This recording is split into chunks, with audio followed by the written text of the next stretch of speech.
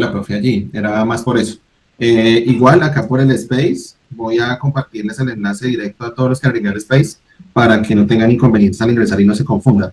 Pero lo dejé solo por el video para que les quedara como de apoyo. Pero entonces siempre ahorita les muestro en la plataforma cómo lo van a encontrar y es más fácil, ¿listo? Entonces tranquilo. O sea que sí tenemos clases con su merced, no con ella.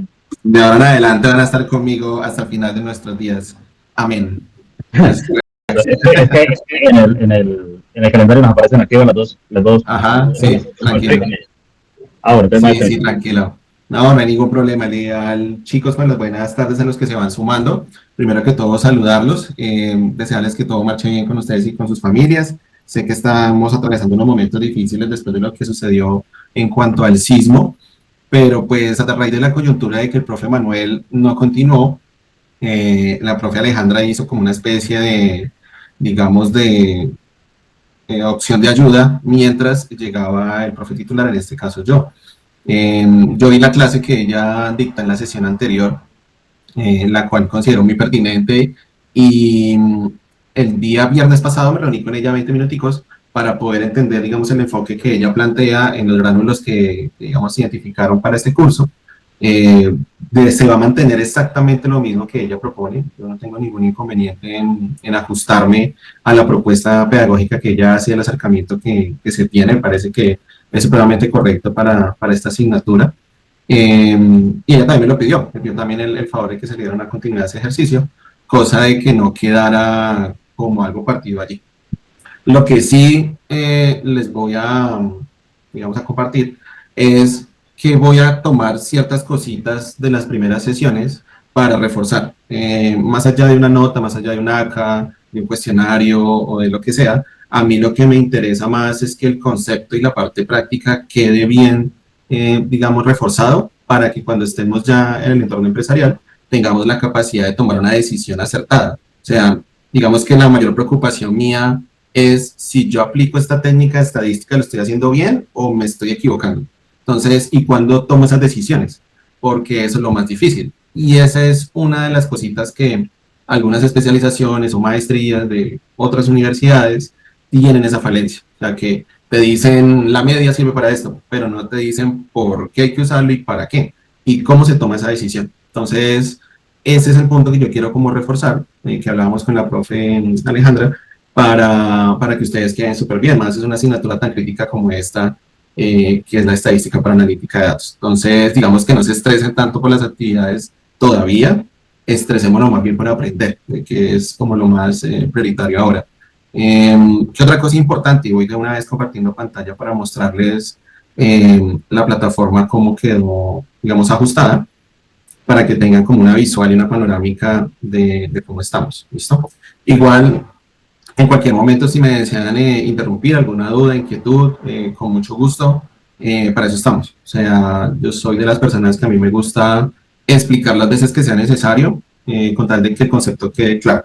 ¿Listo? Y otra cosa importante, de aquí en adelante van a estar conmigo, ya no vamos a cambiar más. Sé que hubo un tema ahí de coyuntura, eso es maluco y eso lo indispone a uno en cierta medida, pero ya aquí en adelante están conmigo. Y tengo planteado, en la medida de los espacios de tiempo míos y de ustedes, habilitar una sesión extra que sea de solo dudas e inquietudes, puede ser después del AK1,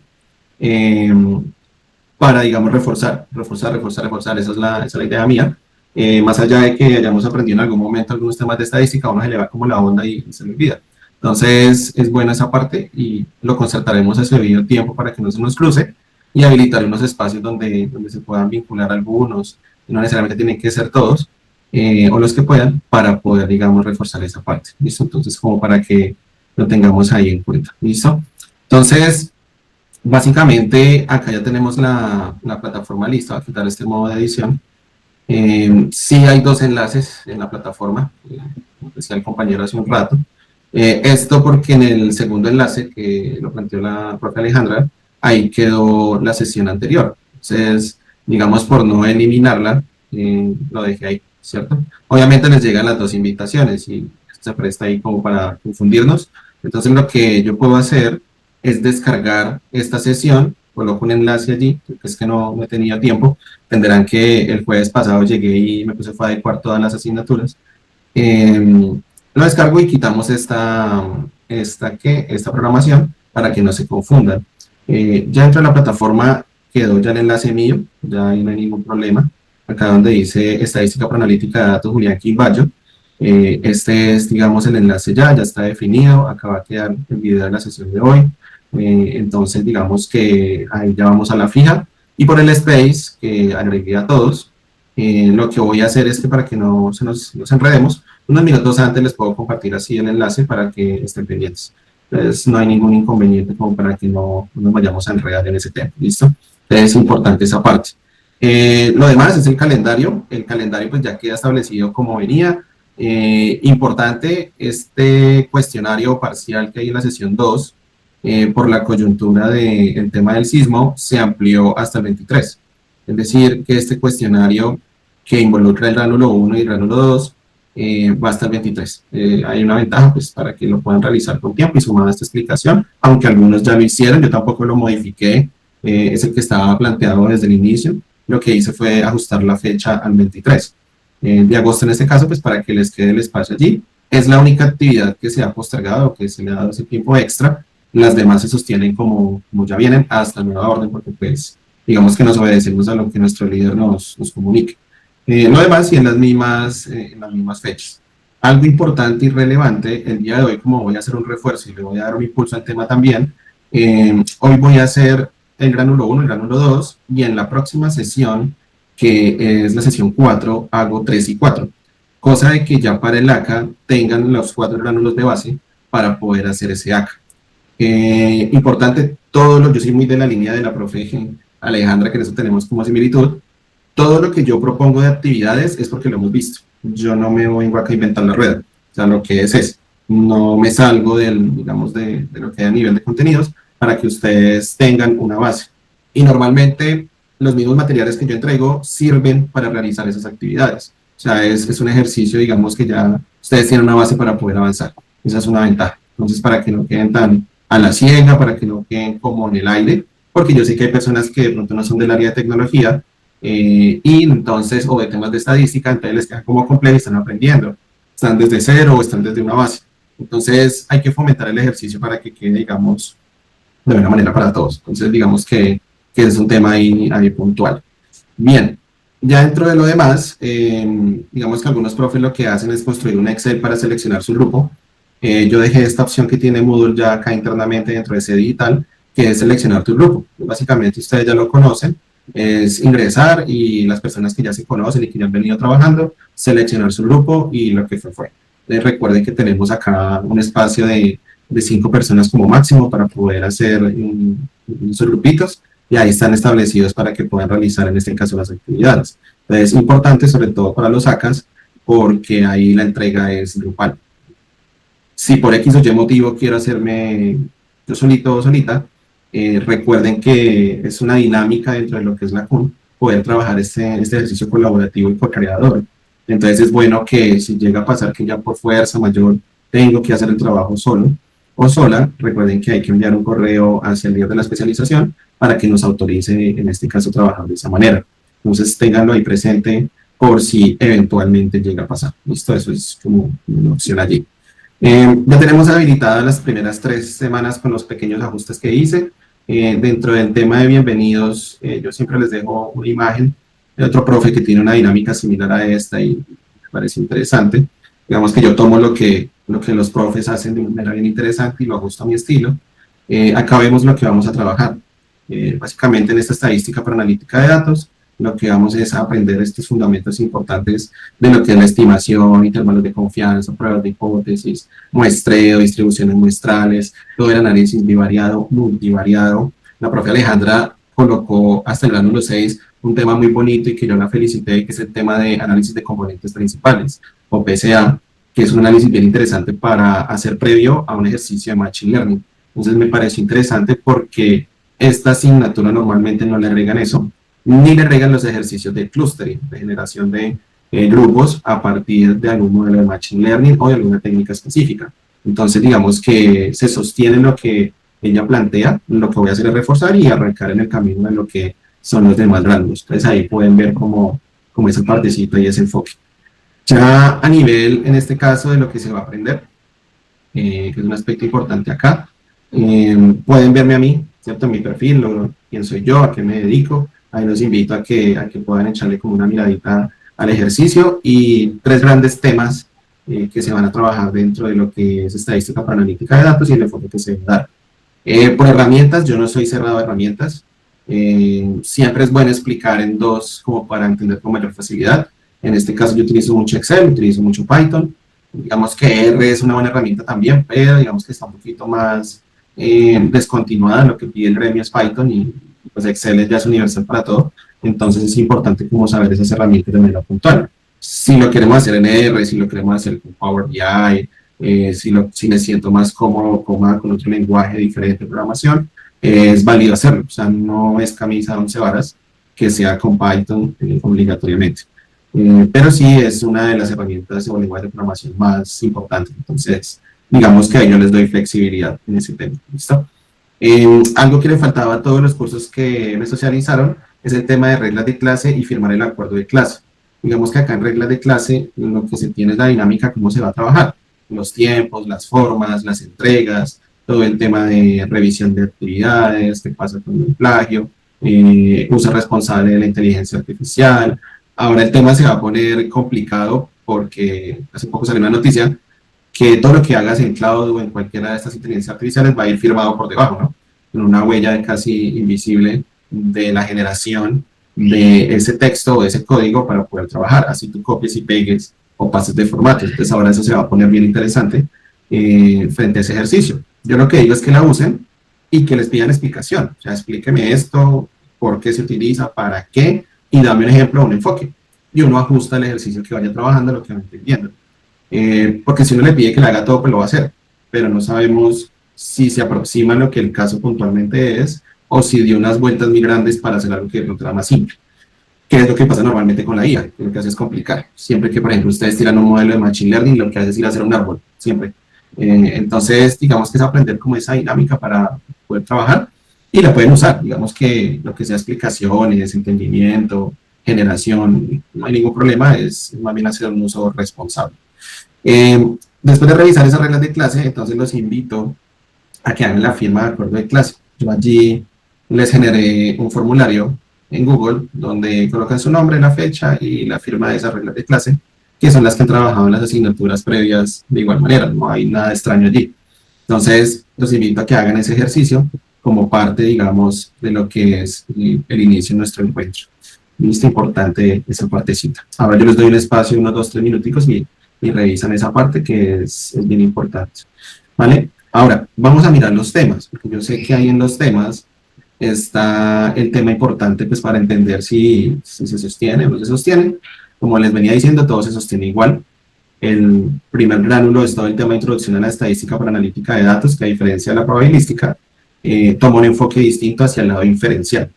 Recuerden que hay dos formas grandes de trabajar la estadística. Una es la descriptiva, de yo hago un análisis del histórico, de lo que está sucediendo, cómo funciona, qué es lo que está pasando a nivel de mis datos, y hay otro enfoque que es el inferencial, que yo empiezo a hacer como pruebas y empiezo a indagar con cierto tipo de medidas si lo que yo pregunto a nivel de datos me sirve, me es funcional o lo puedo responder de cierta manera.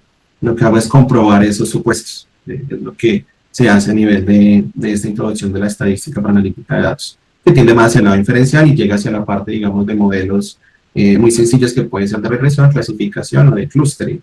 En este caso, pues, se hizo un ajuste ahí para que al final veamos algunos modelos de clustering. Es importante para hacer grupos de datos basados en su interés. Es un tema de los que más me interesa a mí, que me gusta bastante poderlo explicar. Yo les generé contenido. Yo de la IA, tanto de Notebook, Gemini Notebook o Notebook LN, que se llamaba antes, les hice unos documentos que permiten tener una base. Tanto el primero como el tercero son generados con IA y tienen la base para que ustedes lo puedan revisar, lo puedan leer previamente, puedan entender un poquito, y hay internamente ejercicios paso a paso, tanto en Excel como para Python. En este caso, para que ustedes puedan practicar, ¿cierto? La idea de esto es poder practicar y poderlo trabajar poco a poco. Entonces, en ese primer gránulo no hay ningún problema. En el segundo vamos a trabajar el tema de muestreo estadístico y distribuciones muestrales. En este caso también les agregué un material acá y con base en esa explicación del gránulo 1 y gránulo 2 se sostiene este mismo cuestionario. Recordemos que debemos hacer previamente esta evaluación docente para poder que se nos active el cuestionario. Sin eso no vamos a poder. Y obviamente, según el calendario, son las mismas fechas, obviamente que se amplía hasta el 23 este cuestionario, con 2 intentos para que ustedes lo puedan realizar y puedan ir haciendo allí, digamos, la suma de las calificaciones por cada corte. Esa es la idea. Luego, en el tercer tema, tercer gránulo, tenemos la estimación puntual, intervalos de confianza. Es un tema bien bonito porque los intervalos de confianza nos permiten a nosotros definir cuáles son los rangos permisibles, tanto para un modelo de predicción como para los datos como tal. Pasa mucho en las regresiones lineales, hay un umbral de esa regresión y esa predicción específicamente. Y los intervalos de confianza es un ejercicio que nos permite delimitar con diferentes muestras en este caso, cómo se comportan esos intervalos en este caso y cómo puedo tomar una decisión allí. Entonces también les dejé un material para que lo puedan ahí revisar y lo puedan trabajar. Falta habilitar 3 gránulos importantes, en este caso el de prueba de hipótesis, análisis bivariado y multivariado con el tema de modelos de no supervisados, en este caso clustering. Entonces allí les estoy agregando los temas y ahí va a estar definido el ACA también, el ACA1, para que puedan hacer el ejercicio como tal. Lo mismo en el bivariado y lo mismo acá en la parte de clustering, para dejar el AK2. De igual manera yo les dejo simbolizado como el porcentaje de cada actividad para que ustedes se vayan guiando y vayan revisando en la parte de calificaciones y no tengan pierde, ¿no? Digamos que yo entrego todo muy desmenuzado, cosa de que les quede supremamente fácil y sencillo. ¿Listo? Hasta ahí. No sé si tienen alguna duda, alguna inquietud. Perdón, mientras yo miro acá que estoy revisando si me están hablando del grupo. Que no. Están hablando por acá de un tema de bodega de datos. Listo, no sé si tengan alguna duda, alguna inquietud, con mucho gusto. Ya les reviso por acá el chat. ¿No? Listo, perfecto. Permítanme un segundo que les voy a contestar a los chicos de bodega de datos que están también como perdidos. Me dicen que les aparecen 2 sesiones. Ah, es lo mismo. Listo.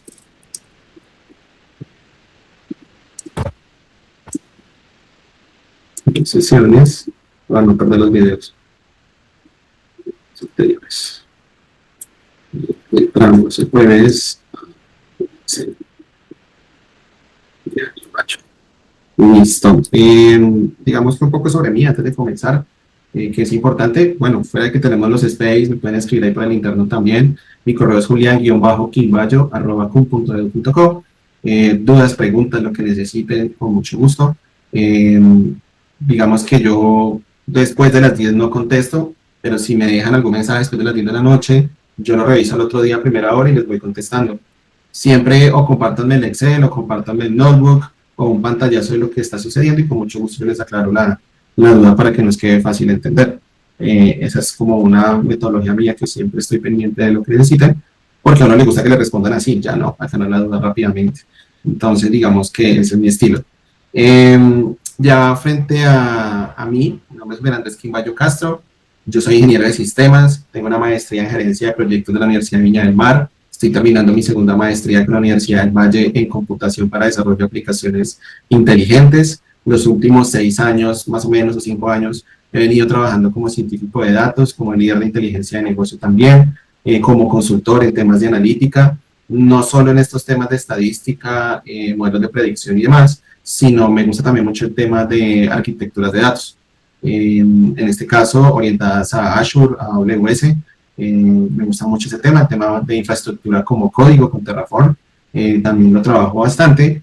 Y si ustedes, digamos, ya están trabajando o quieren migrarse hacia el área analítica, también más adelante, yo creo que en el apartado de descargas, les puedo compartir pruebas técnicas que yo he venido desarrollando a lo largo del tiempo y que les pueden servir a ustedes para que, digamos, hagan un ejercicio previo a una entrevista. En este caso, pruebas de científico de datos, de analista de datos, de ingeniero de datos, de otra prueba, pruebas también para docencia en este área, que les pueden servir para que ustedes practiquen. Entonces, digamos que se los compartiré más adelante en descargas, cosa de que ustedes puedan usarlas y trabajarlas de la mejor manera. Y también, perdón, yo soy más de la vieja guardia, a mí me gusta más el tema de los libros, soy más de libros. Entonces, yo les voy a compartir más adelante una biblioteca personal que tengo unos libros específicos que les puede servir, no solo de estadísticas, sino a nivel general. ¿Listo? Entonces, por acá lo tengo. No les comparto el enlace que ya tengo ahí, sino que los voy a migrar a radio específico para que ustedes los puedan descargar y puedan aprender de allí, porque digamos que para mí los libros a veces es más que un video, es más que una explicación de alguien. Yo soy más de esa vieja guardia, entonces digamos que no todos somos así, pero les puede servir. Entonces ahí tengo libros de todo y se los puedo compartir. Eh, Ahí está, de bases vectoriales, Big Data, Deep Learning, despliegue de modelos, estadística, IA generativa, LLMs, manipulación, matemáticas, método de ensamble, pensamiento de lenguaje natural, nube, parámetros, series de tiempo y visualización. Todo eso lo he venido construyendo con unos compañeros de otra universidad y se los puedo compartir más adelante para que ustedes lo puedan usar. Listo, esa es la idea también. Y lo puedan compartir. El conocimiento es eso, debe ser abierto, ¿vale? Listo. Ahora sí, antes de comenzar, los invito a todos a que le hagan una revisión rápida a la parte de lo que vas a aprender. Vamos a reglas de clase, firma del acuerdo de clase y gastemos los 2-3 minuticos en hacer esa firma de acuerdo de clase porque lo necesito para poder hacer el seguimiento, digamos, a lo que es el acuerdo pedagógico. Si bien se sostiene todo como ya venía, ¿vale? Entonces, gastamos los 2-3 minuticos. Si alguien tiene alguna duda, alguna pregunta, inquietud, también con mucho gusto antes de comenzar. ¿Ve?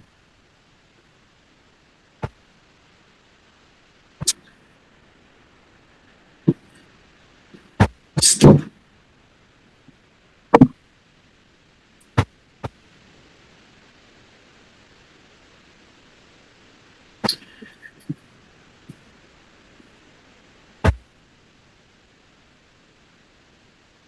Bien.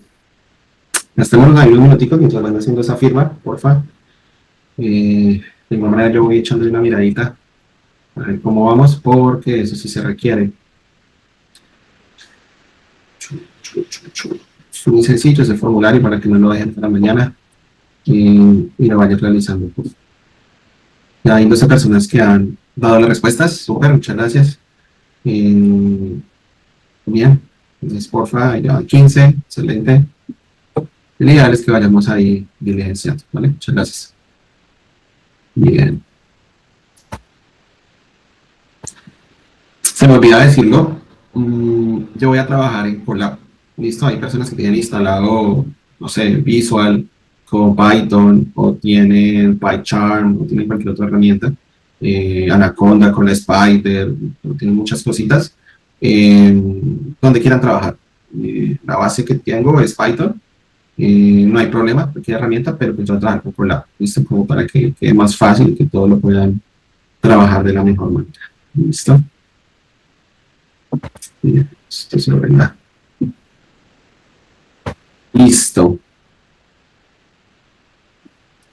Este material que están viendo en pantalla está en la primera sesión, donde dice Introducción a la Analítica de Datos, es la primera. Ahí la pueden ir siguiendo por si no la vemos tan bien, pues igual lo amplía acá un poco más. Podemos ir revisando allí el material. Es una página de HTML muy sencilla, donde tenemos algunos conocimientos y conceptos básicos de lo que es la introducción a este tema estadístico. Entonces, importante, hay 6 tipos de análisis que yo puedo hacer, básicos, hay otros más fuertes, pero hay 6.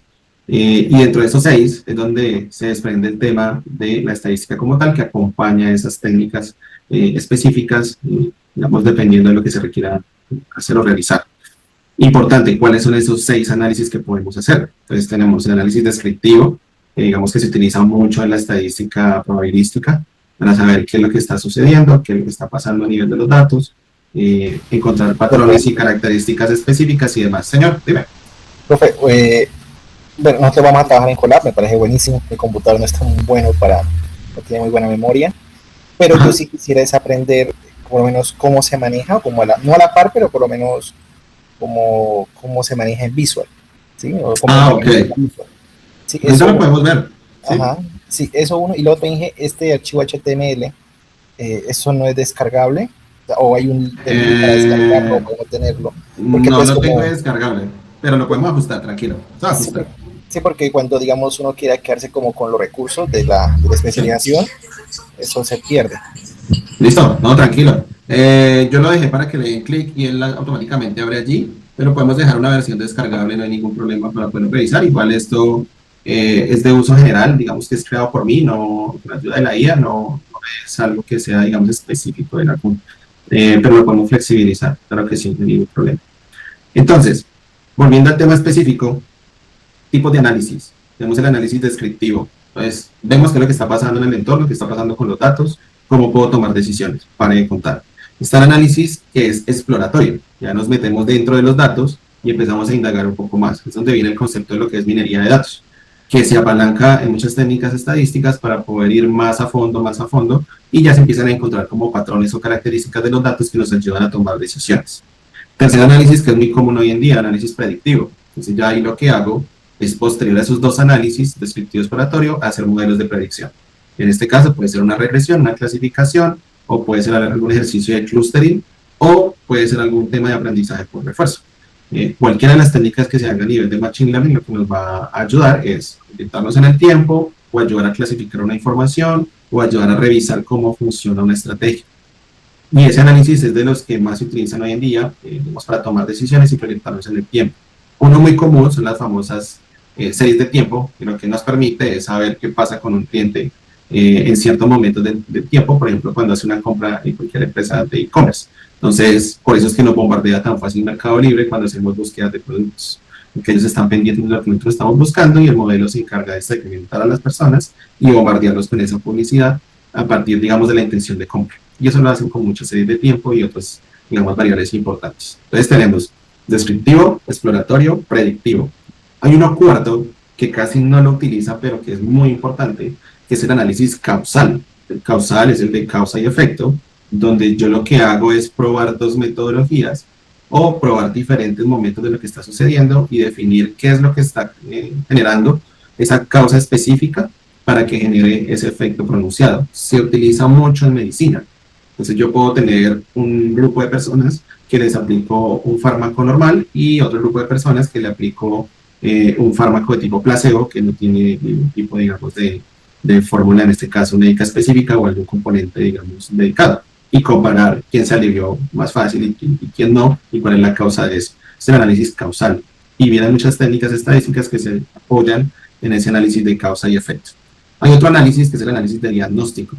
El de diagnóstico es que yo ya entro a revisar, después del descriptivo y predictivo, qué es lo que pasó, pero entonces busco una causa dentro de esa información muy puntual y hago un diagnóstico con mis datos de qué es lo que está pasando sustancialmente según una pregunta que yo quiera hacer de investigación. La diferencia con el causal es que el causal utiliza unas técnicas donde se comparan grupos de interés, distintos grupos. A nivel de diagnóstico es solo con los datos que tenga y con la población que yo tenga allí para poder hacer ese análisis. Esa es la diferencia de ese tipo de análisis. Y el último es el análisis prescriptivo. El prescriptivo responde a la pregunta, ¿qué vamos a hacer? Ya esta es la problemática y ahora ¿qué?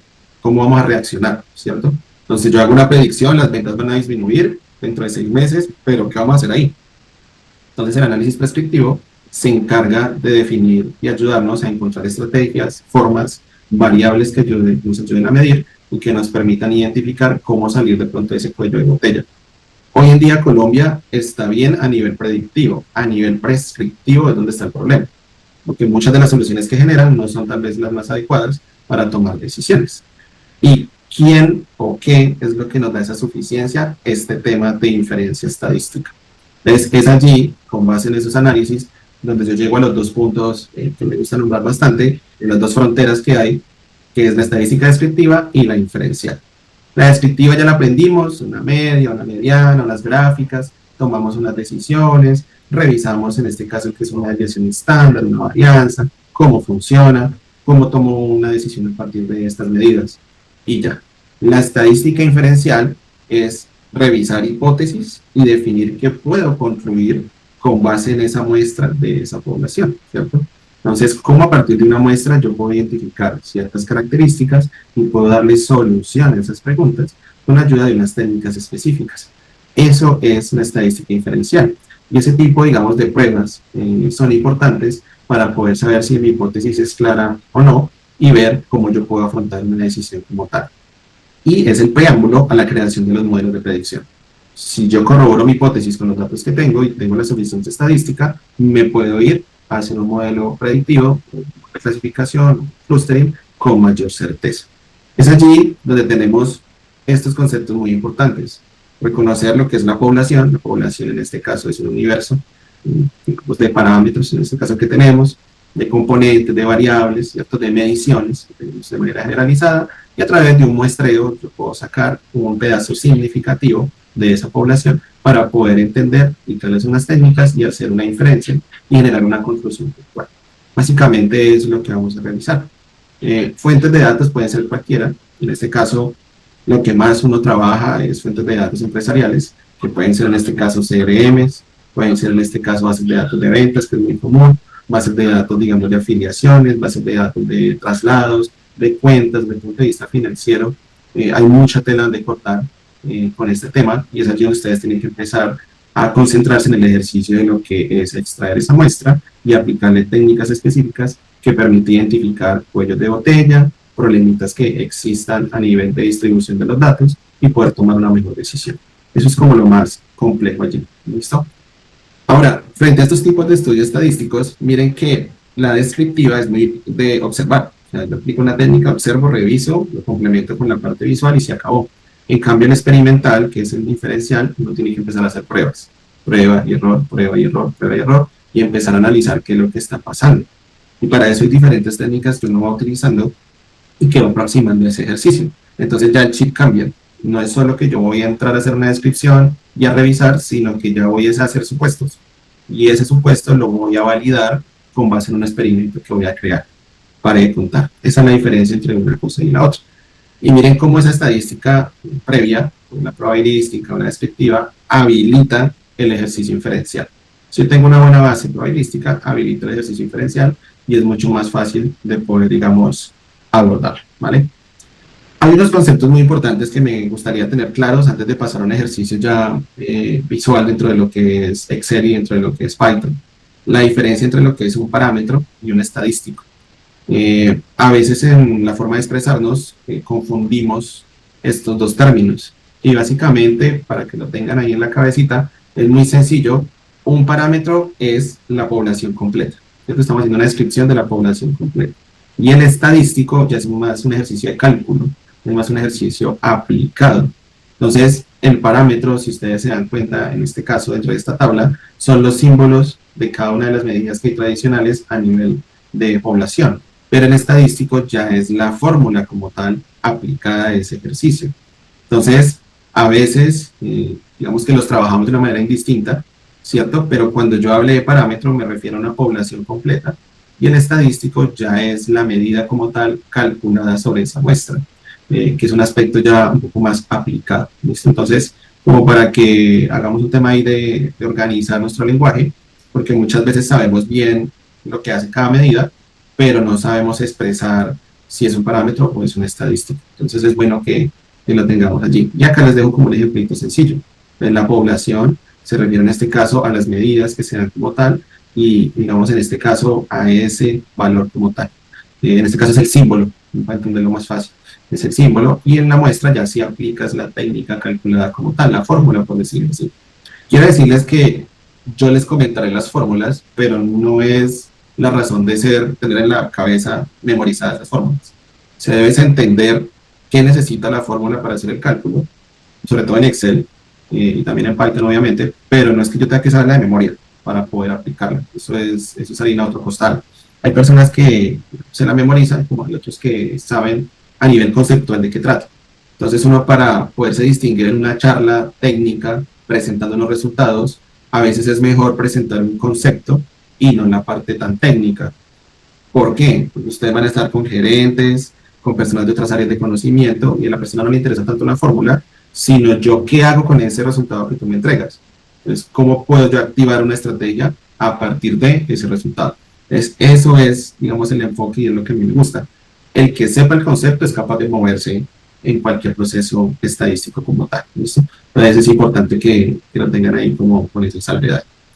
Ahora, tipos de muestreo probabilístico. ¿qué es esa vaina? ¿Eso para qué sirve? ¿Para qué sirve ese tema del muestreo, cierto? Entonces, esto nace básicamente de la estadística donde habla de que toda población, en este caso el conjunto de información, tiene una probabilidad de selección conocida y que esa probabilidad de selección tiene que ser mayor a cero. Esa en traducción, ¿qué es? Todo lo que tengamos dentro de nuestra población es susceptible que yo lo pueda tomar y sacar una muestra. Y hay técnicas o formas para hacerlo, ¿cierto? Yo acá les hice esta tablita muy chévere de cuáles las ventajas de utilizar diferentes métodos de muestreo probabilístico y cuándo usarlos. Que me parece que eso es clave porque una vez está perdido. Uno dice, bueno, hago un muestreo de esta cantidad de datos, pero ¿por qué? ¿Y con base en qué lo voy a hacer?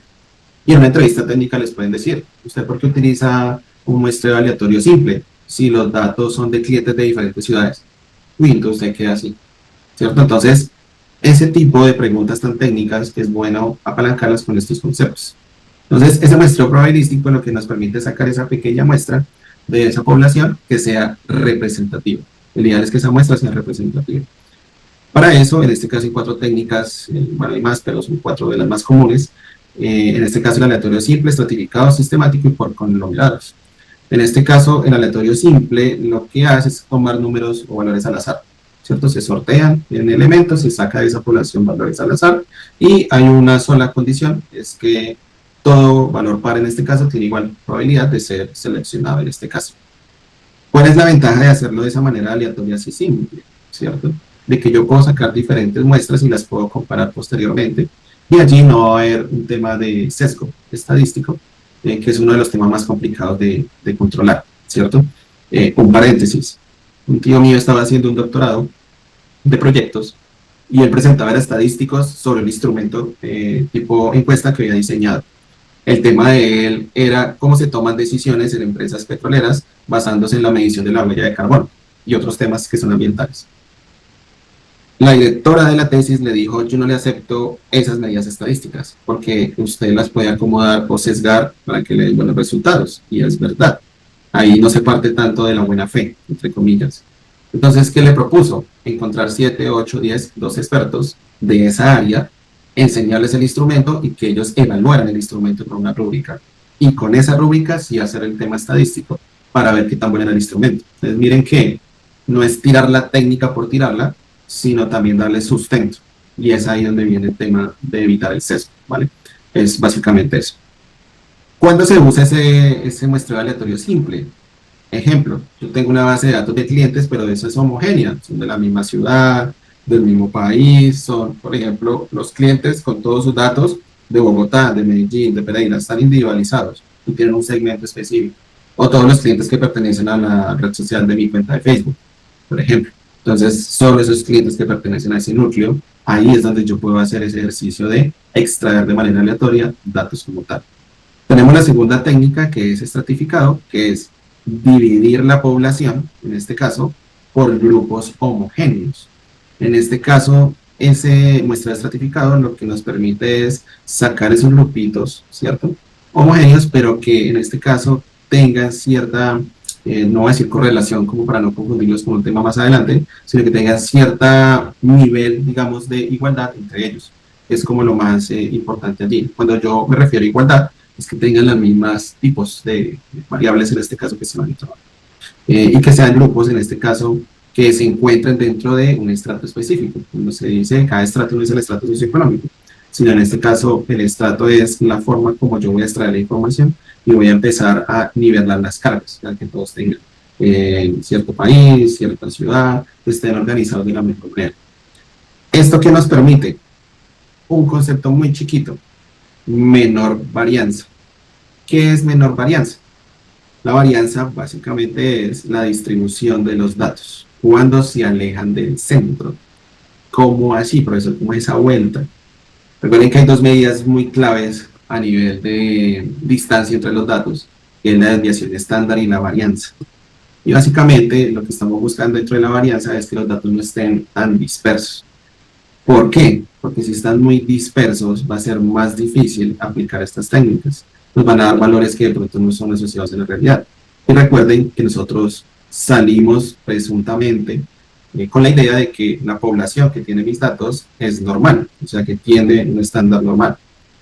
Y de ahí yo voy a sacar esa muestra. Entonces siempre se parte de la rigurosidad de la normalidad de los datos. ¿Qué es la normalidad? Que los datos estén dentro de un rango permisible, ¿cierto? Que lo veremos más adelante en los rangos que vamos a crear con los intervalos de confianza, y que estén en ese rango permisible y que yo pueda analizarlos debajo de esa área, bajo la curva. Básicamente es eso. Entonces cuando usted, por ejemplo, grafica un histograma, le hace como una especie de curva, y lo que buscamos es que esa curva tenga normalidad y que los datos que están dentro de ese bloque debajo correspondan al 95% de los datos, para que cuando yo saque mi muestra sea representativo. Entonces, lo que busca este muestreo es hacerlo de esa manera. ¿Cuándo utilizarlo? Yo tengo clientes en diferentes ciudades, pero yo los voy a analizar, todos esos clientes de diferentes ciudades, por dos formas: quienes me compran en la tienda física versus los que me compran en la tienda online. Ese es el estrato. Yo le doy una condición para poder evaluar. Yo digo, bueno, vamos a tener 7 tiendas y vamos de esas 7 tiendas a tomar los clientes y vamos a analizar en por qué canales se atienden más, ¿sí? A nivel presencial o a nivel online, o qué tipos de productos son los que más llevan: ropa para hombre, calzado para mujer, ropa para playa, en fin. Entonces miren que esa es la diferencia entre un aleatorio y un estratificado. Ahora, el sistemático. El sistemático, si ustedes se dan cuenta, él dice ahí, se selecciona cada décimo elemento. Aquí viene un tema muy bonito, que es el tema de clustering. Normalmente hay técnicas de agrupamiento que se pueden utilizar, y ese valor de K es el valor que yo debo implementar para poder crear esos grupos aleatorios. Pero esos grupos aleatorios se generan a partir de algo que se llama un centroide. ¿Qué es un centroide? Es un punto específico dentro del plano cartesiano que él va generando con la ayuda de la fórmula de la distancia entre un punto y otro. Eso es sencillito. Y básicamente él genera unos puntos como centroides. Y esos centroides empiezan a calcular desde el centro hacia todos los puntos que tienen adyacentes. Y empieza a hacer un cálculo interno y los empieza a agrupar. Los agrupa por interés, por decirlo así. Y hay técnicas para determinar esa cantidad de clústeres que se puedan generar. Entonces ya es una técnica más avanzada en la cual yo construyo mis grupos con base en sus similitudes y en la fórmula de la distancia. Recuerden que hay un señor por allá hace muchos años, que es Don Euclides, que se inventó lo que es la fórmula de la distancia entre un punto y otro, que es un cálculo matemático sencillo. Entonces, él tiene por debajo de esa fórmula para ir calculando, y entre más pequeño sea el valor, va trayendo el dato. Y el centroide se va reconfigurando y se va moviendo en el plano. Cuando lleguemos a clustering, miraremos esa parte con un algoritmo que se llama K-means, que sirve mucho para hacer esos grupos, y es muy fácil de implementar. Entonces ya esto nos va a permitir generar grupos más organizados, con mejor distribución, y ya lo que podemos hacer es unos estudios más puntuales. Yo quiero agrupar o hacer diferentes grupitos frente a las líneas de producción o frente a una organización cronológica de datos. Entonces ya la cosa cambia. Entonces es una técnica un poco más profunda. Y el último es por conglomerados, que básicamente yo creo grupos, pero no homogéneos, sino heterogéneos, y se encuesta a todos esos miembros, obviamente con el mismo instrumento, con en este caso un instrumento específico, y lo que hacemos con ese instrumento es recoger la información de esos grupos heterogéneos.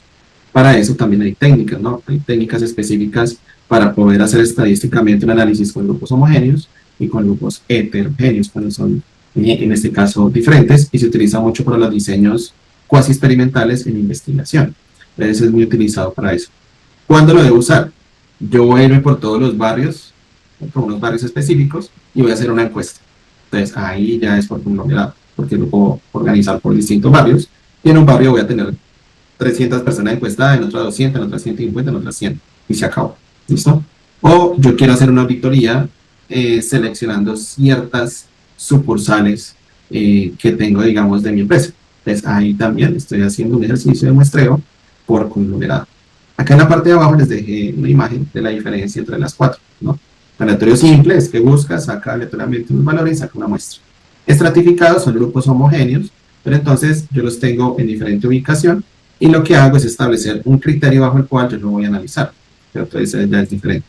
Sistemático es que yo defino con el valor de K, que es definir qué cantidad de clústeres voy a hacer, y con base en la fórmula de la distancia, él crea los grupos de interés. Y los conglomerados son grupos heterogéneos, en este caso, donde yo selecciono de manera indiscriminada esos grupos y hago un análisis particular para, digamos, esa parte de estadística directamente. ¿Listo? Entonces, es muy importante tener eso claro. Población, muestra, los grupos, cómo se saca ese muestreo probabilístico o estadístico más bien, y cómo empezamos a aplicar esas técnicas. ¿Listo?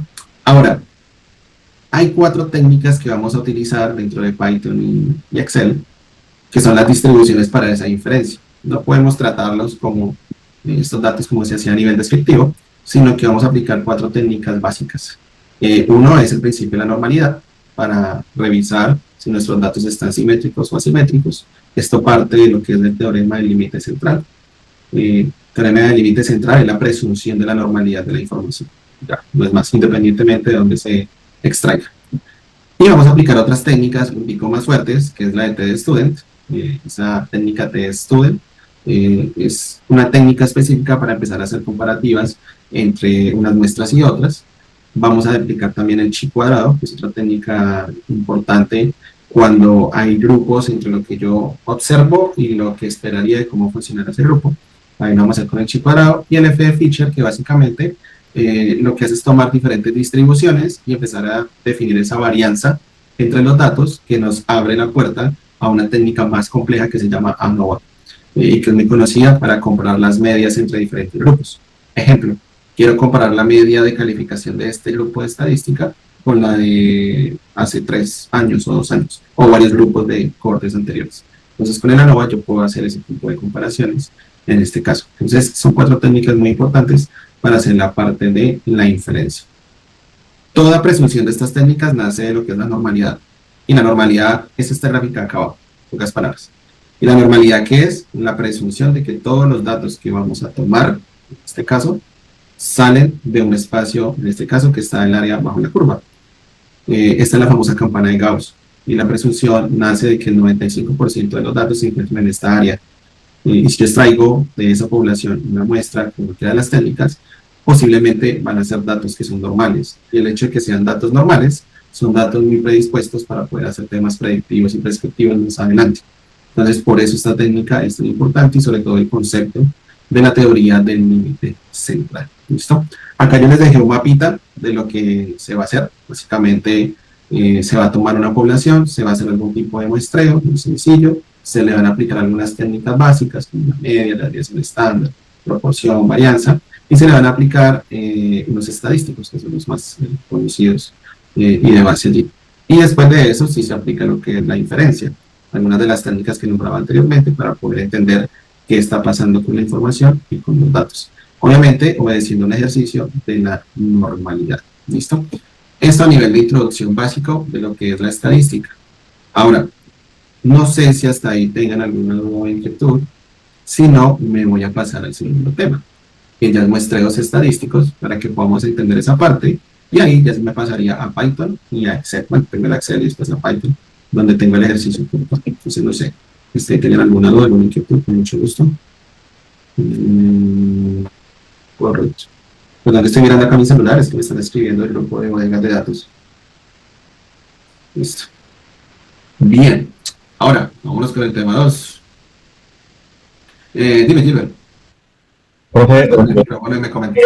Dime. el material que su persona nos está mostrando que está muy interesante. Eso es una forma de poderlo pasar a PDF. ¿Descargar?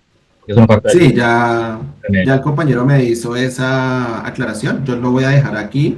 Después de que acabemos la sesión, lo dejo habilitado para que lo puedan bajar y lo puedan tener. Es una paginita sencilla en HTML. Aquí la tengo. Entonces aquí están. Entonces lo que podemos hacer es que yo también las puedo compartir por el Space, más fácil, para que no tengan que descargarlas. Yo cojo las 3, hoy vamos a ver la 1 y la 2, la 3 se las puedo compartir para que le echen una miradita, y se las comparto por un WinRAR o un WinZip aquí en el Space de nosotros, más fácil, para no modificar ahí la plataforma, y aquí se los comparto, ¿vale? Y ahí se los dejo, no hay ningún problema, igual ahí no se va a perder. ¿Listo? Sí, eso plantea, compartirlo, digamos, como los HTML, sí, para poderlo como reproducir, que se vea así como interactivo y todo eso. Sí, claro que sí, ya sé que le gusta así, ¿no? Con todo gusto. Bien, entonces ya entendimos algunos conceptos. Dime, no sé si alguien tenga alguna duda por ahí, José Mario. Bien, puede salir el micrófono, no hay problema. Buenas noches, Julián, ¿cómo te va? Qué pena, yo Bien, todo muy bien. No, tranquilo. conecté un poco retrasado, unos minutos retrasado. Tranquilo. Dudas. Pues hemos estado con distintos tutores y de pronto creo que la semana pasada nos quedó una actividad, esas actividades continúan, se va a manejar Tranquilo. de evaluación como ya nos habían anunciado anteriormente, o las cosas van a cambiar. Bien, digamos que yo lo comenté al principio, pero te hago un barrido rápido con mucho gusto. Básicamente aquí hay dos enlaces. ¿Por qué no quité el segundo, que es el de la profe Alejandra? Porque no quería que se les perdiera el video. Lo voy a descargar y dejo un enlace allí de mi Drive para que lo puedan bajar dado el caso. Listo, ahí no hay problema. Profe, si Este va a ser el... le hemos comentado a la mayoría de los docentes que los videos se puedan descargar para en su efecto Sí. poder ver de manera offline. O si uno no Listo. está en internet, pues aún a la fecha no han habilitado nada de eso. Tranquilo, no te preocupes. Yo no sé y siempre es mejor porque digamos que en línea es complicado. Entonces lo que yo hago es que acá pues va a estar mi sesión del día de hoy, están todas programadas realmente. Aquí van a aparecer los videos, pero yo les dejo un enlace, un Drive, donde los puedan descargar y los puedan tener. Ahí no hay lío. Lo mismo haré con el de la profe Alejandra, para que digamos puedan bajar este video y que les quite ella las sesiones que tienen programadas allí, ¿no? Para que no les estén haciendo doble invitación. Eso sí, se organiza, no hay ningún problema. Les dejé acá la parte del calendario, la parte de selección del grupo, esa es la parte de calendario. Lo único que se va a mover en este orden de ideas es el primer quiz, que estaba desde el 8 de agosto hasta el 16, se va a ampliar hasta el 23, más por el tema del sismo que por la coyuntura de los cambios de los profes. Lo demás sí se sostiene tal cual como es hasta nueva orden. ¿Listo? Entonces solo esa actividad se mueve hasta el 23 de agosto. Ahora bien, es importante comentarles de nuevo a los que se están vinculando hasta ahora que no se va a cambiar más el profesor, van a seguir conmigo de aquí hasta el final de la asignatura. Yo estoy con estadística probabilística, con estadística para analítica de datos, bodegas de datos y bases de datos. Entonces, conmigo van a estar ahí, o sea, no hay ningún problema, ya no se va a cambiar, fue un tema más coyuntural porque el profe Manuel pues ya no está dentro de la CUN, entonces digamos que yo entré al ejercicio colaborativo acá de poderlos guiar a ustedes. Y la profe Alejandra lo que hizo era para que ustedes no perdieran clase, hacer un ejercicio, digamos, de acercamiento a los temas. Pero no se preocupen que ya en adelante siguen conmigo, ¿listo? Las actividades ya están definidas en cada una de las, digamos, de los gránulos que tenemos acá. La más cercana es esta que tenemos del cuestionario, esta va hasta el 23 de octubre y es con base en la explicación que acabé de dar, más la que voy a hacer de muestreo ahora. Y los ejemplos que voy a mostrar tanto en Python como en que ya tengo por acá, ¿listo? Entonces digamos que ahí no hay ningún inconveniente. Las personas que ya lo hicieron, pues ya hicieron el intento, ¿no? Recuerden que tienen 2 intentos. Entonces, digamos que no se va a cambiar, es la que ya estaba planteada allí y obedece las temáticas que estoy explicando. Entonces, ahí no va a haber lío. Profe, disculpe, bueno, listo. Por lo que puedo decir ahorita al final, no sé si se respondió mi duda. Por ejemplo, de mi parte, yo ya lo respondí, seguramente otros compañeros también. Quiere decir que su maestra o sea, lo va a hacer algún ajuste para agregarle nuevos temas y debemos hacer uso del segundo intento, o ya porque digamos, los que hicimos uso del primer intento normal y pasamos, ya listo, ya quedó presentado, según nosotros, y la plataforma. O ya, Sí, no. Ya así. ese es el cuestionario, yo no lo voy a cambiar.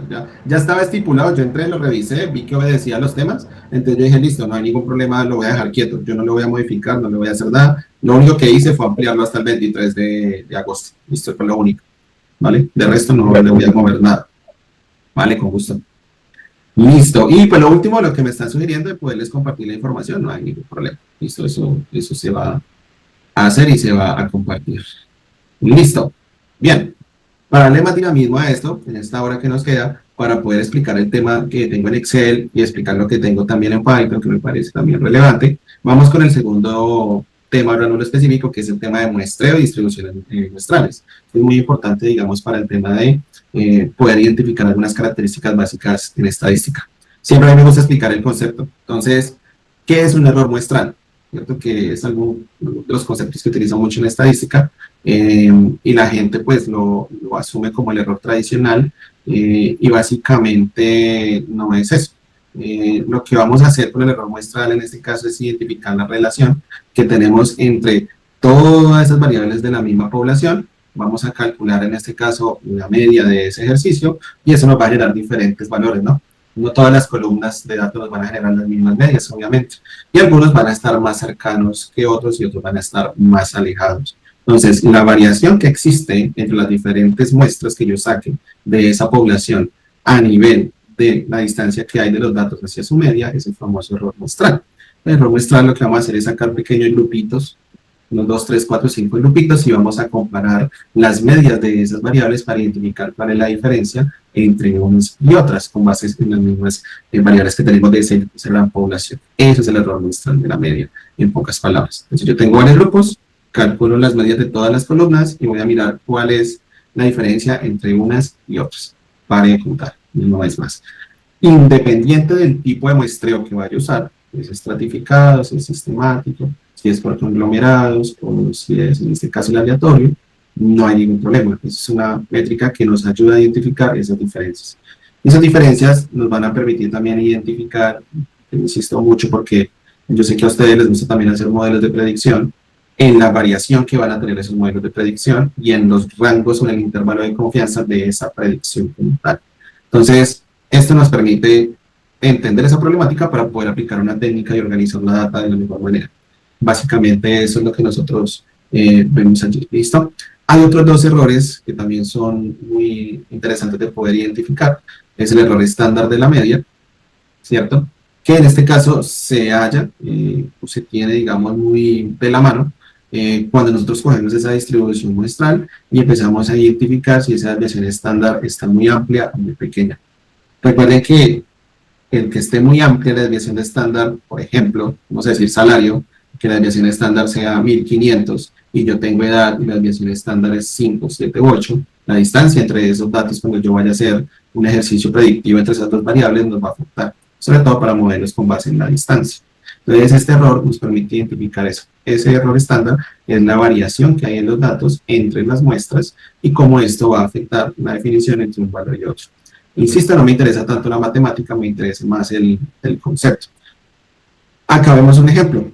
Entonces, aquí vemos el margen de error que puede suceder a partir de la teoría del límite central. Entonces, hagamos de cuenta que nosotros tenemos una encuesta política, ¿cierto?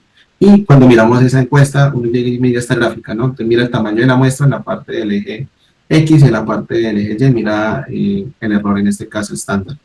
Entonces uno empieza a identificar que la muestra empieza a descender y se empieza a juntar a medida que la población aumenta. Miren que en este caso está aumentando la cantidad de datos. Miren que hay un umbral de 30, aquí pasa 100, aquí pasa 200 y el error empieza a disminuir.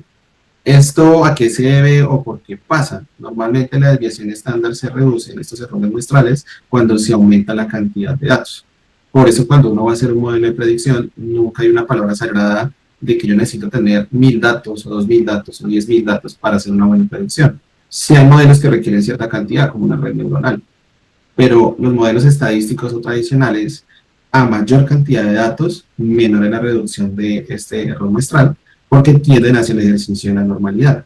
Entonces es muy diferente hacer un muestreo con 5 datos, con 10 datos, con 100 y con 200, porque allí la relación que tienen esas variables a nivel estadístico hace que reduzca ese error. De lo mismo encuestar 100 que encuestar 1000 personas. Ahí está la explicación de eso. Entonces esos errores nos encargan, ¿cierto?, de visualizar esas necesidades y empezar a darle un tratamiento, sea de limpieza, sea un tratamiento de datos. Ahora, si uno pudiera tomar muchas muestras, en este caso, de diferentes espacios de esa población, estas son las medidas que normalmente se utilizan. Normalmente uno lo que utiliza es una comparación de la media. Recuerden que la media es la suma de la totalidad de los datos dividida entre la cantidad de ellos mismos, el cálculo de la varianza, que tan dispersos están los datos de los otros, y la desviación estándar, en este caso con respecto a esa media, y que se calcula a partir de esos errores muestrales. Con esas tres comparativas, yo puedo definir qué está pasando con los encuestados, por ejemplo. Entonces, con simples 3 medidas. Y eso obedece a un ejercicio cercano a lo que es la teoría o el teorema del límite central. Que básicamente lo que hace este teorema, que es como la conclusión de las más grandes a nivel estadístico, en este caso, es que sin importar la distribución de esa población de datos, ¿sí?, básicamente, si tomamos muestras de tamaño suficientemente grande, la distribución muestral en este caso se va a aproximar a una distribución normal. Es eso. Siempre en la población de donde yo extraigo los datos se asume esa gran población que es normal. Hay técnicas para poder identificar eso. En este caso, una muy conocida es la de Shapiro-Wilk, Kolmogorov-Smirnov, Anderson-Darling, Harker, Veras, hay muchos. Hay muchos loquitos que analizaron ese tema estadístico y buscaron las formas de poder analizar la parte del teorema del límite central. Pero la presunción de esto es que si yo tome las muestras que quiera, se asume que vienen de una población normal. Profe, ¿por qué es tan importante? Para poder predecir mejor, para ir contar. Ya. Entonces, ese es uno de los aspectos más importantes en los modelos de predicción y que la gente no los analiza antes de hacer un modelo. Por eso es que los modelos se descalibran y después no predicen de la misma manera. Hay una regla muy práctica y muy sencilla con el teorema del límite central, que hay que tenerla en cuenta, y es que todas las distribuciones donde el valor de n sea mayor o igual a 30, es suficiente para que esa aproximación sea buena. Yo no necesito un montón de datos, ¿no? Pero esa es una de las aproximaciones más sencillas que se tienen a nivel de cantidad de datos. Es más, esas técnicas se mueven dependiendo de lo que es la cantidad de las muestras que se vayan a sacar. Y otro aspecto muy importante son las distribuciones cuando son asimétricas o no. Recuerden, cuando una curva de este tipo está inclinada hacia la izquierda, hacia la derecha, ya el punto de referencia no es la media, sino es la mediana. Es el punto central más cercano a la cúspide de esa curva. Entonces, eso es muy importante, no solo para temas de limpieza de datos y demás, sino también para la hipótesis que nosotros vayamos a evaluar en este caso. 30 nos dice que 30 filas es muy poquitos datos, pero eso depende de la cantidad de variables que ustedes vayan a asumir. No es lo mismo tener 15, 20 columnas a tener 60, 50, 70. Entonces, eso depende, pero es una asunción, es una regla de la estadística que permite entender un poquitico la suficiencia de los datos. Yo hago una más fácil que les puede servir, y es sencillo, búsquese una calculadora de muestras. Esto es fácil, y a veces uno se complica mucho y no hay necesidad. Aquí entre más simple y eficiente, mucho mejor. Entonces se consigue una calculadora de muestra en internet, cualquiera, la que ustedes quieran. Y usted va a decir, por ejemplo, tamaño de la población, el nivel de confianza crítica lo vamos a ver y el margen de error. Hagamos de cuenta que tenemos 10.000 datos, ¿cierto? En total, vamos a hacer un nivel de confianza de 95 y un 5% de margen de error. Yo necesito 370 filas de manera aleatoria de esa población de 10.000 filas de datos para que sea representativo. Yo no necesito toda la montonera. Entonces, es importante que ustedes lo tengan presente, porque a veces se ponen a trabajar con toda la cantidad de datos y no es necesario. Sacando una muestra representativa nos permite trabajar. Si yo aumento el nivel de confianza, ¿cierto?, y le bajo el margen de error, pues ya se van a aumentar la cantidad de datos. Algunas compañías trabajan con este margen. Si bien técnicamente debería ser 95.5, es como el margen de error a nivel de recopilación de datos más tradicional, pero pues yo puedo llevarlo un poquito más extremo y decir que quiero irme con un 99% de confianza y un 1% de margen de error. Cuando yo me refiero a este porcentaje de margen de error, es que la persona se equivocó en la digitación, capturó mal el dato, preguntó mal, la persona llenó mal el formulario, se cargó mal en la base de datos y se dañaron algunos datos, se refiere a esa parte. Entonces, estos ya sería una muestra mucho más representativa que estos 10.000, pero entonces trabajan con una menor carga de datos. Y eso a nivel computacional es mucho mejor. ¿Listo? Entonces, háganlo así, que es mucho más sencillo y es mucho más fácil. ¿Listo? Ahora, ¿qué es lo que vamos a hacer ahora en los ejercicios, tanto en Excel como en Python? Vamos a tomar una población, vamos a sacar las métricas tradicionales, ahí las vamos a ir explicando una a una, y vamos a sacar unas muestras.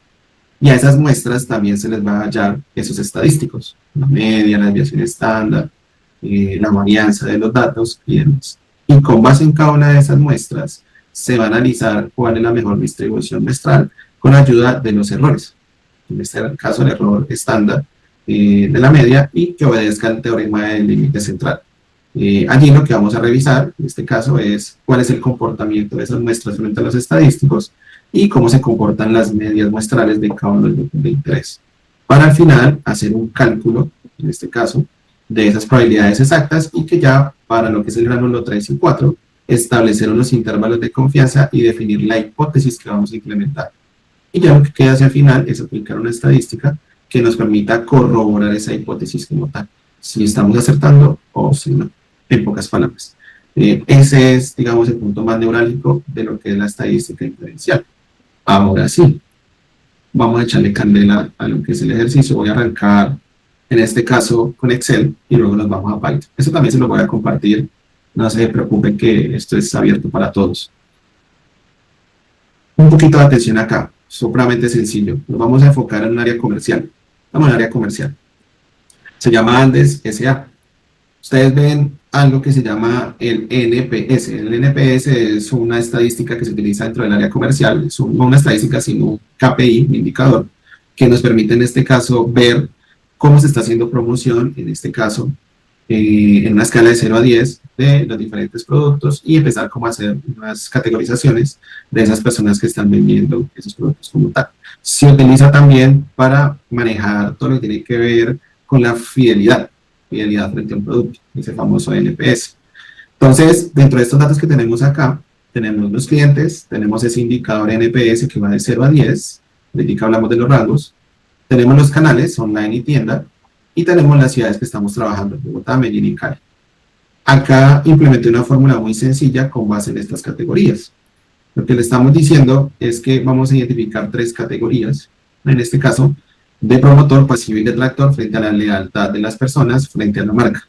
Entonces, si ese NPS es mayor o igual a 9, de 9 a 10, son personas leales y que recomendarían la marca. Si está entre 7 y 8, están satisfechos, pero no están entusiasmados en hablar de la marca. Y si está menor o igual a 6, están insatisfechos y hay un riesgo de que no vuelvan a comprar.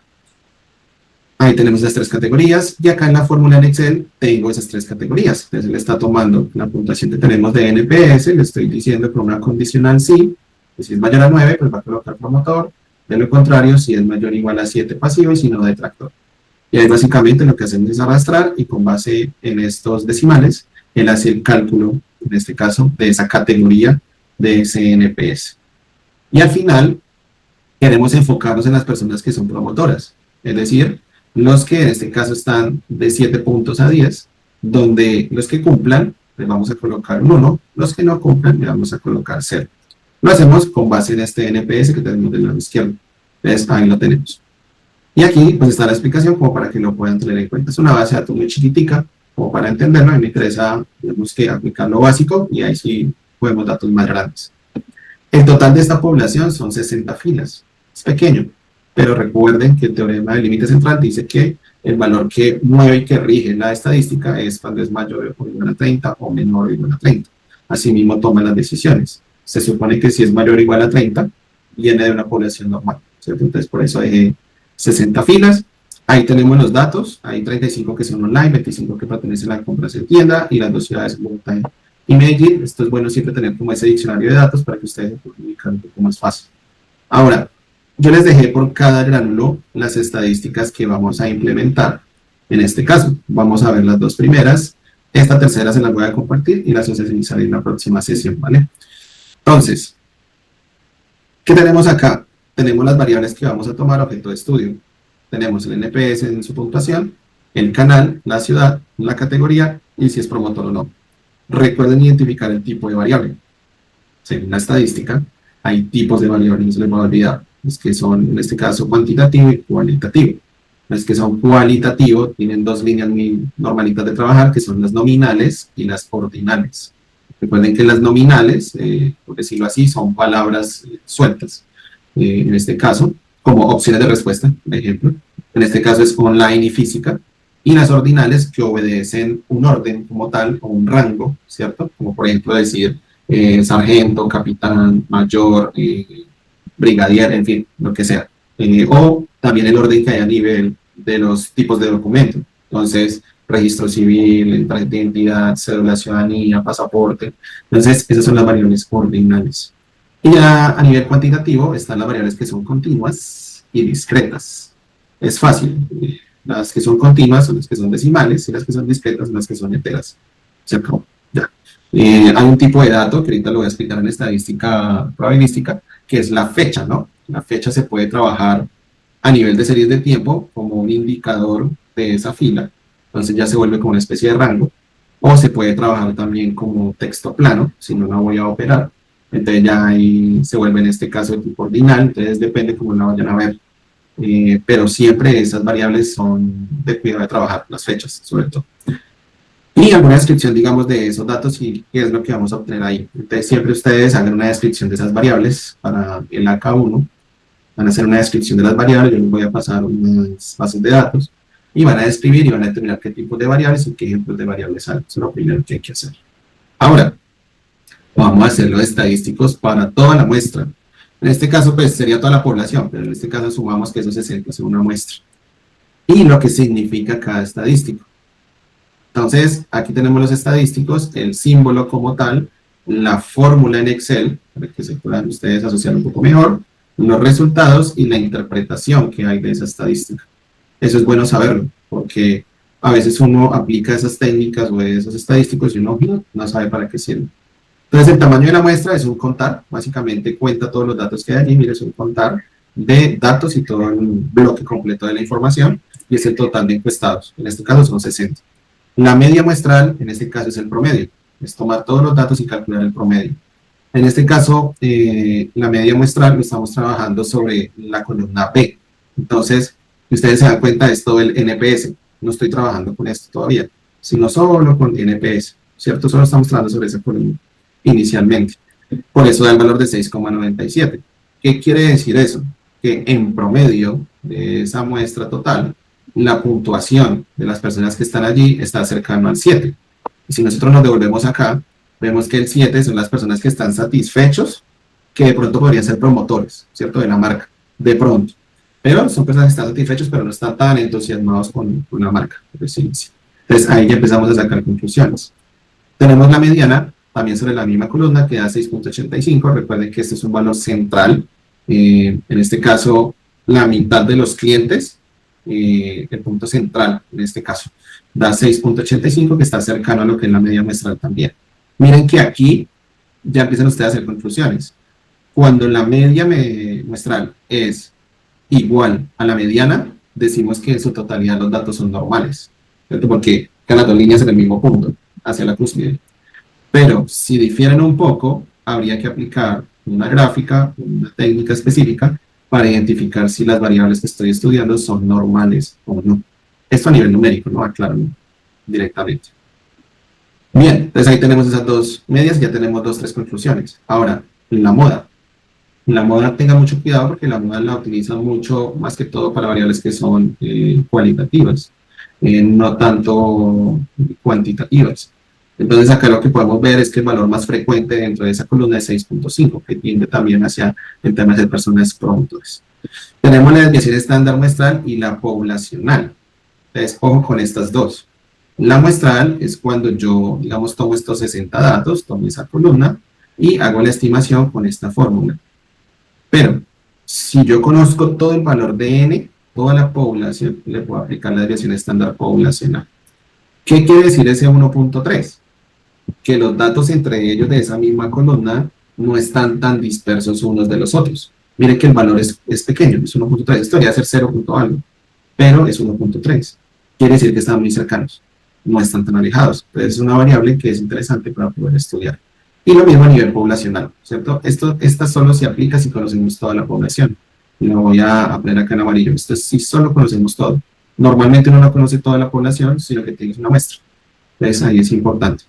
Y tenemos varianza de la muestra y la poblacional, que en este caso básicamente lo que hace la varianza es, en este caso, mostrarnos cómo es la fuerza de cohesión entre esos datos. Y vemos que también es muy pequeña, es 1.8, debido a la cercanía que tiene con la desviación estándar. Entonces vemos que tanto el de la muestra como el de la población están muy cercanos, obviamente porque tomamos los mismos datos o similares en este caso. Siempre dentro de estos estadísticos es bueno tener el punto mínimo y el punto máximo. También ya está en Excel, min, max. Este es el valor mínimo de puntuación del NPS. En este caso los clientes están en un 4.3 de la calificación más baja y hay algunas personas con 10, lo cual es importante.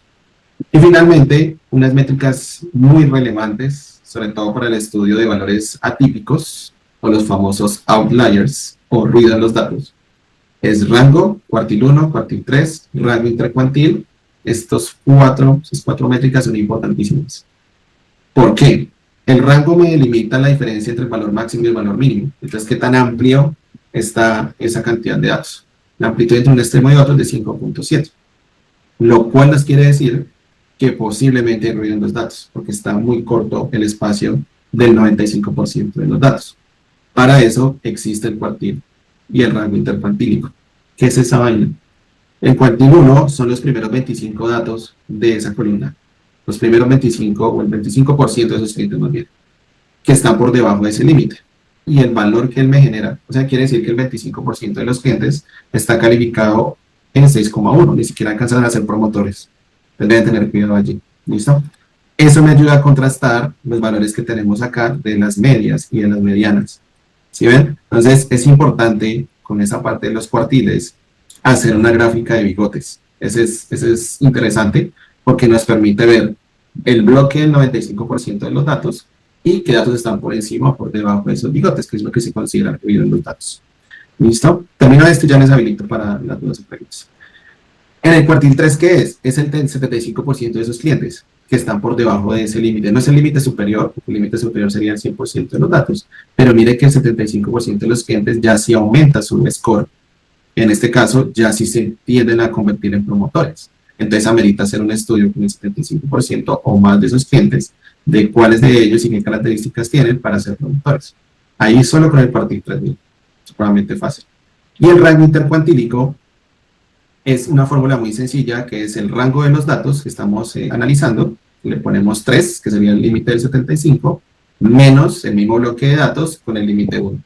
Y ese rango intercuantílico, lo que esté por fuera de ese rango, que sería en este caso el 95% de los datos, lo que esté por fuera se considera ruido o los famosos datos atípicos. Entonces, esa medida es muy importante para poder identificar ese rango central y hacer los cálculos con ese IQR, es importante. Y finalmente, lo que es el coeficiente de variación, la simetría y la kurtosis son otras 3 medidas estadísticas. En este caso, el coeficiente de variación es la división entre la desviación estándar a nivel de la media entre el promedio de los datos. ¿Esto qué quiere decir? Que si ese coeficiente de variación está por debajo del 15%, hay baja dispersión. Miren que la dispersión es leve. Insisto, eso es para hacer análisis, en este caso, de un tema que se llama correlación. Como una variable ayuda a definir otra. Entonces, ese coeficiente de variación es importante para entender qué tan alejados están unos datos de otros. Y dos conceptos del área bajo la curva muy sencillitos, que es la simetría y la kurtosis. La simetría es cómo se mueve la curva, hacia la izquierda o hacia la derecha. Si está hacia la izquierda o hacia la derecha, recuerden que el punto medio va a convertirse en la mediana. ¿Listo? Es importante eso para poder hacer los análisis como hacen la mediana. Y la kurtosis es qué tan amplia o reducida es esa curva, qué tan alta o qué tan achatada es esa curva. ¿Y eso para qué sirve? Eso sirve para que si esos valores están cercanos a cero, quiere decir que la curva tiene una forma, en este caso, tendiendo a lo que es la campana de Gauss y en la normalidad. En este caso, para esa columna dio menos 0,4465, lo cual es consistente con lo que hemos visto de las variables normales. Entonces, miren que varias conclusiones de entrada con puras estadísticas sencillas. Posiblemente la variable es normal, pero hay que aplicar una técnica más profunda, con la media y la mediana. Vemos también de que la desviación estándar, tanto de la muestra como de la población, es muy cercana, lo cual quiere decir que en este caso están dispersos los datos, pero no a profundidad. Vemos que el rango intercuantílico es de 1,65, lo cual genera una posibilidad de que exista fortaleza entre lo que es el ruido, pero pueden haber datos inconsistentes. Y finalmente la simetría y la kurtosis nos habla de la normalidad de los datos. Es decir, que si este valor de kurtosis está cercano a cero o por debajo de cero, es una variable que es normal y va a ser más fácil de poder trabajar en esto de ideas. Listo, hasta ahí. No sé, si alguien tenga dudas o inquietudes, con mucho gusto, para ir con el resto del Excel, que es muy sencillito, la verdad, las fórmulas básicas. Sé que por ahí me escuchan, ¿no? Buenas noches, profe Julián. Tengo una Hola, consulta. José Mario, ¿cómo vamos? Dime. En cuanto a los cuartiles, normalmente hace mucho tiempo pues tuve la oportunidad y cuando se hacían los cálculos de los cuartiles a través de un software eran diferentes si uno los hacía manual. Los valores eran distintos, pero es dependiendo del método que uno emplee, ¿cierto? A veces no son 3 cuartiles lo que se calcula, sino pueden ser más, ¿no? Si no me equivoco. Correcto. Sí, que depende de la cantidad de los cuartiles en este caso. Para este eso depende del estudio que tú vayas a hacer. En este caso, digamos que acá los cuartiles son los definidos de Q1 y Q3, pero yo puedo definir estos límites. Yo puedo decir, yo quiero llegar al cuartil no del 25, sino del 30, 60, 75, 90 y el valor máximo. Entonces, depende es mucho del objeto de estudio, lo que tú quieras hacer y la naturaleza propia de los datos. Normalmente, en lo que yo he venido trabajando a nivel de modelos de predicción, y que esta es la base para poder arrancar a hacer un modelo. Los cuartiles se utilizan mucho dependiendo del comportamiento que hay de la muestra. Y en este caso, sobre todo cuando son encuestas, pasa de que por más que tú tengas controlado un instrumento, no va a tener la fortaleza esas preguntas por la escala que tú manejes de Likert. Es allí donde tú defines diferentes cuartiles para poder comparar cuál es la relación de los datos frente a ese punto medio y decir, en este caso, listo, esta variable está fuerte, esta variable nos puede servir para poder hacer un análisis predictivo. Pero digamos que no hay una única regla de que tú digas, es que tengo que hacer 4, tengo que hacer 5, tengo que hacer 7. Es más de la pregunta y de la variación de los datos. Mira que acá en la desviación estándar que estamos mirando es muy pequeña. Si tú comparas con otras variables y las ves más amplias, entonces sí vale la pena hacer un estudio de más cuartiles para ver el posicionamiento de los datos y qué tanta data necesitas para tomar una decisión. Si yo estoy investigando acá, en este caso, los que quieren ser promotores o la gente que uno ve que puede servir para ser promotora de mi marca y son los que están en una calificación entre 7, 8 o de ahí para arriba, pues a mí me sirve más trabajar con este cuartil, ¿cierto? Con este 75%. Pero si a mí no me interesa tanto eso, sino ver los que no son promotores, pero que los puedo trabajar para convertirlos en eso, entonces trabajo con el 25%. ¿Sí ven? O sea, ahí es donde depende de la pregunta de investigación que ustedes quieran hacer de esos datos. Para mí es clave la pregunta. O sea, y la pregunta, a veces uno quisiera soltarla y que la data se la responda. Pero yo a veces lo que hago es investigar con la estadística que pasa y ahí sí ver qué preguntas puedo resolver, porque es que es muy difícil uno plantear algo y que la estadística después te la empieza a tumbar. Y entonces no es un esfuerzo que realmente no vale la pena. Entonces, digamos que esto obedece más a eso, a la naturaleza de los datos. Si necesitan más variables, cómo están correlacionadas esas desviaciones estándar entre ellas. Tercero, definir umbrales, en este caso para la cantidad de datos que tú quieras utilizar a nivel de posicionamiento. Y cuarto, sí, sea Python, Excel, Power BI, R, Julia como lenguaje de programación o a mano, eso siempre da diferente. Y da diferente por los niveles de aproximación de los decimales que tiene cada uno de los software y de los lenguajes de programación. Donde hay menos sesgo, en este caso, es con Python, porque tú puedes parametrizar para que la cantidad de decimales sean ciertos o puedes redondear. Entonces te puedes manejar, digamos, unos rangos permisibles con los cuartiles, ¿cierto? Que es muy importante también. Entonces, digamos que para mí esa decisión se toma desde ahí, desde la pregunta de investigación, lo que los datos me muestran, lo que las cifras me van arrojando y el enfoque que yo quiero tener a nivel de trabajo de las variables. Y ya con eso tú puedes arrancar. Y hay una quinta, y es identificar qué tanto ruido tienen los datos o qué tanto datos inconsistentes hay.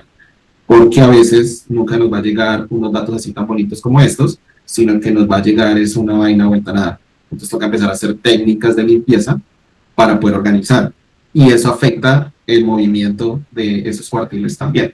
No es lo mismo yo limpiar los datos con base en la media o la mediana que aplicar una técnica de pronto de Machine Learning que puede ser más precisa. No es lo mismo limpiar con esa técnica de Machine Learning a limpiar con una regla de validación con base en otra variable.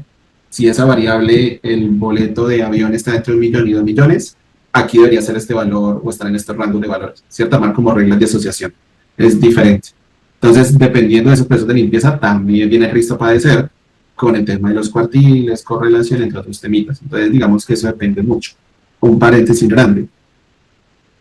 Es bueno saber qué técnica de limpieza aplicar antes de tirar estas estadísticas.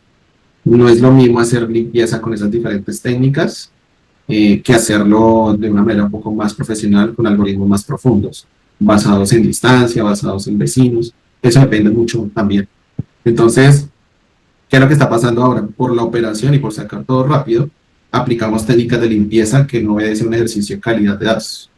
Y cuando digo calidad de datos, es a levantar una regla real de la naturaleza del dato para poder aplicar el ejercicio de limpieza. Sino que estamos limpiando, como dice en Internet, limpiemos así los datos y ya, porque así es. Pero no armamos una regla que valide ese proceso. Y ahí es donde está el problema, porque entonces los modelos salen chuecos, las estadísticas salen raras y entregamos cifras que no son las adecuadas.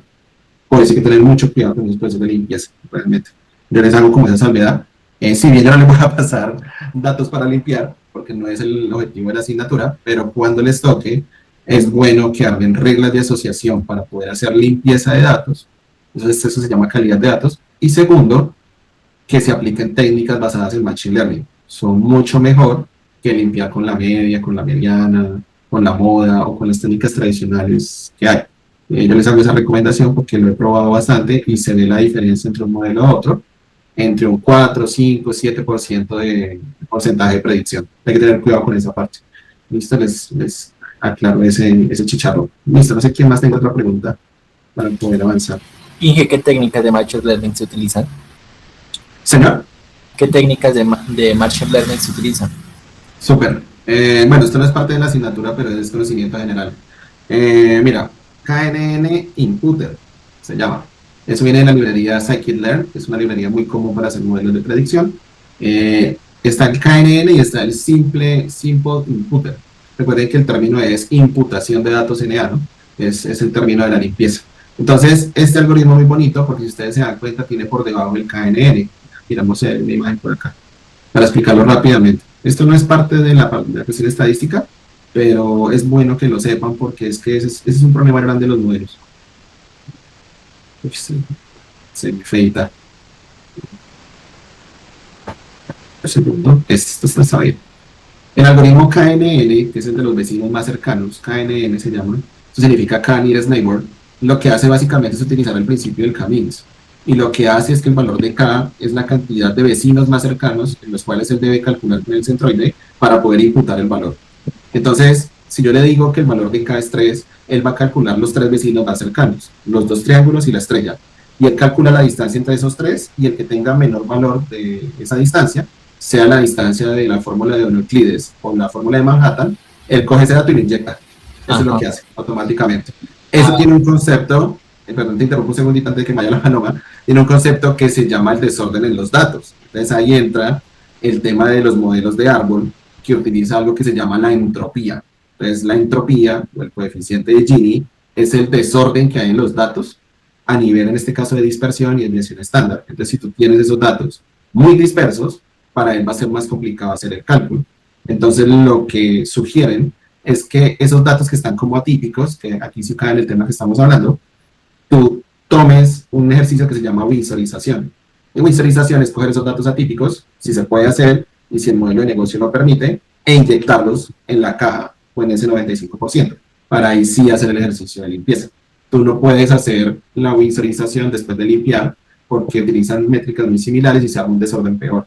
Entonces, digamos que esto se utiliza es cuando esas desviaciones estándar están muy cercas, porque él maneja un umbral como del ruido, y es muy susceptible a esa parte. Pero la técnica es eso, él mira los más cercanos, como haga cuenta que usted tiene un combo de amigos y va a jugar micro, entonces usted dice con este sí, con este sí, con este no, y él arma el cálculo y reemplaza el dato donde corresponda. Esto se utiliza mucho a nivel numérico, ¿no? Para hacer ese ejercicio de limpieza. Es muy interesante como para que lo puedan revisar. Eso hay muchas técnicas. Yo creo que ese se utiliza mucho para el tema de los procesamiento de imágenes. Creo que lo he visto bastante. Sí, también. Sí, también. Para el tema de procesamiento de imágenes, digamos que es más complicado hacer procesos de limpieza, pero lo utiliza más es para armar similitudes y poder pasárselo con una red neuronal y hacer una proyección y demás. Eso depende. Pero les recomiendo, o sea, revisen esa parte de limpieza. Ese es el 80% realmente del trabajo que uno hace a nivel de modelaje y a nivel de estadística, tener un ejercicio de limpieza correcto, ¿vale? Eso es importante. Bien, ya las estadísticas y haciendo ese paréntesis con los procesos de limpieza, recuerden que debemos hacer una tabla de frecuencias. En este caso, la tabla de frecuencias nos va a permitir por cada categoría identificar en este caso pues el conteo que hay de cada una de ellas y la proporción de participación de cada uno de estos grupos. Aquí está la fórmula para que la puedan ir revisando. Eso es un contar.si. Y ese contar.si nos ayuda a calcular quiénes son promotores, pasivos o detractores. Y para la proporción es la división entre esa frecuencia absoluta o ese conteo dividido entre la totalidad de los datos por 100. Recuerden que esto no es probabilidad, sino es la proporción de datos, ¿no? Y a veces asumen que ese 6,7 o 41,51 es la probabilidad de esa frecuencia y es la proporción de esos datos, de esa categoría como tal. Entonces es importante que lo puedan aplicar. Ahora, fuera de identificar estas diferentes categorías y proporciones, es bueno identificar el score general de esta empresa. Para eso, vamos a establecer un rango, en este caso, que se contempla desde menos 100 a 100, y vamos a decir, a generar un umbral. Miren que eso, vuelvo y digo, obedece a la naturaleza de lo que yo quiera preguntar, donde vamos a decir que si ese valor de NPS es mayor a 40, es excelente en este caso. Es la diferencia entre el porcentaje de promotores y el porcentaje de detractores. Estamos comparando esos dos grupos en ese orden de ideas. En este caso, la fórmula está arriba. Básicamente es un contar de todos los que pertenecen a nivel de promotores, que supera el valor a 9, y los que están por debajo de 7. Se hace una resta entre esos dos y se divide entre la totalidad de los datos. Es una fórmula muy sencilla, haciendo la comparación entre los que son promotores y detractores. En este caso, dándonos un valor negativo, lo cual quiere decir en este caso que el proceso de participación tanto de promotores y detractores es de manera negativa y que amerita hacer una revisión a nivel, digamos, de canales y otras variables para identificar en este caso esa suficiencia estadística. Y al final, un análisis por canal, ¿cierto? Es bueno en este caso, tenemos canales, tenemos ciudades, se utiliza un contar.si para hacer ese proceso, y en este caso se valida con la media, la distribución, entre lo que es el promedio, que sería la media, dividido entre la totalidad de esos datos para ver el valor. Aquí hay algo interesante. Lo interesante es que en Medellín estas personas tienden a ser más promotores que en Bogotá. Es un dato ahí interesante a tener en cuenta, y que el último valor está en Cali. Obviamente obedece que hay menos clientes, ¿no? Habría que ver también la cantidad de clientes. Pero los canales están igualados. En este caso, a nivel de promotores, está sobre casi un valor de 7. Entonces es importante para ir revisando esos valores allí. Ahora, aquí hago una comparación entre lo que es el parámetro y el estadístico. Por ahora no conocemos la población completa. Si la conocieran, pues la fórmula que deben aplicar en este caso sería similar a la que tiene acá en la media muestral, pero sobre la población. Entonces, acá hallamos la media muestral de la población, la desviación estándar y la proporción. La proporción muestral para las personas que son superiores a 7, que son los promotores. Algo importante, de nuevo, esa media tiende a 7, la desviación sigue estando pequeña, pero acá en la proporción muestral, es fácil, en la suma de todos los datos divididos entre la población, vemos que está sobre un 48%. En este caso quiere decir que el 48% de esos clientes que tenemos allí tienden hacia ese nivel de promoción. ¿Listo? Y les dejé hacia el lado derecho una gráfica muy sencilla de la distribución de cada uno de los clientes por sus categorías. No me quise ir más allá porque en el muestreo sí tenemos una gráfica más interesante. Ahora, a nivel de muestreo, ¿qué tenemos? Que también es importante, y esta tablita les va a servir a ustedes para hacer los ejercicios. Vamos a comenzar y vamos a asumir que el tamaño de la población son los 60 datos. Aquí los trabajamos como muestra, aquí es la población. Vamos a calcular esa media poblacional, dio 6.97, las desviaciones estándar ya las conocemos. Ahora, vamos a mirar el error estándar. Acuérdense que el error estándar, básicamente, lo que hacemos es definir diferentes tamaños de muestra. En este caso, 5, 10, 20, 30, 50, 100, 200 y 400. Y esos tamaños de muestra, lo que vamos a hacer es ir calculando en cada uno de ellos, ¿cierto?, que tanto varía la desviación estándar de esos valores. Siempre la fórmula es ese valor de la desviación estándar dividido entre la raíz, y raíz 5, 10, 20 es el tamaño de la muestra que nosotros le vamos a generar para que él haga el cálculo internamente aquí. Básicamente lo que va cambiando, y como se pueden dar cuenta en la parte superior, es el valor de raíz. Raíz es esas muestras poblacionales. ¿Qué encontramos de esa desviación estándar calculado? Que a mayor población está disminuyendo el error, en este caso estándar, ¿cierto? Y si nosotros comparamos esa reducción versus la anterior, podemos ver la razón de ese cambio, ¿cierto? En este caso, esa razón de ese cambio, creo que es de 1 punto algo, entonces lo tenemos que revisar, pero podemos ir calculando qué tanto está bajando ese error muestral por cada una de esas diferentes muestras que se van generando.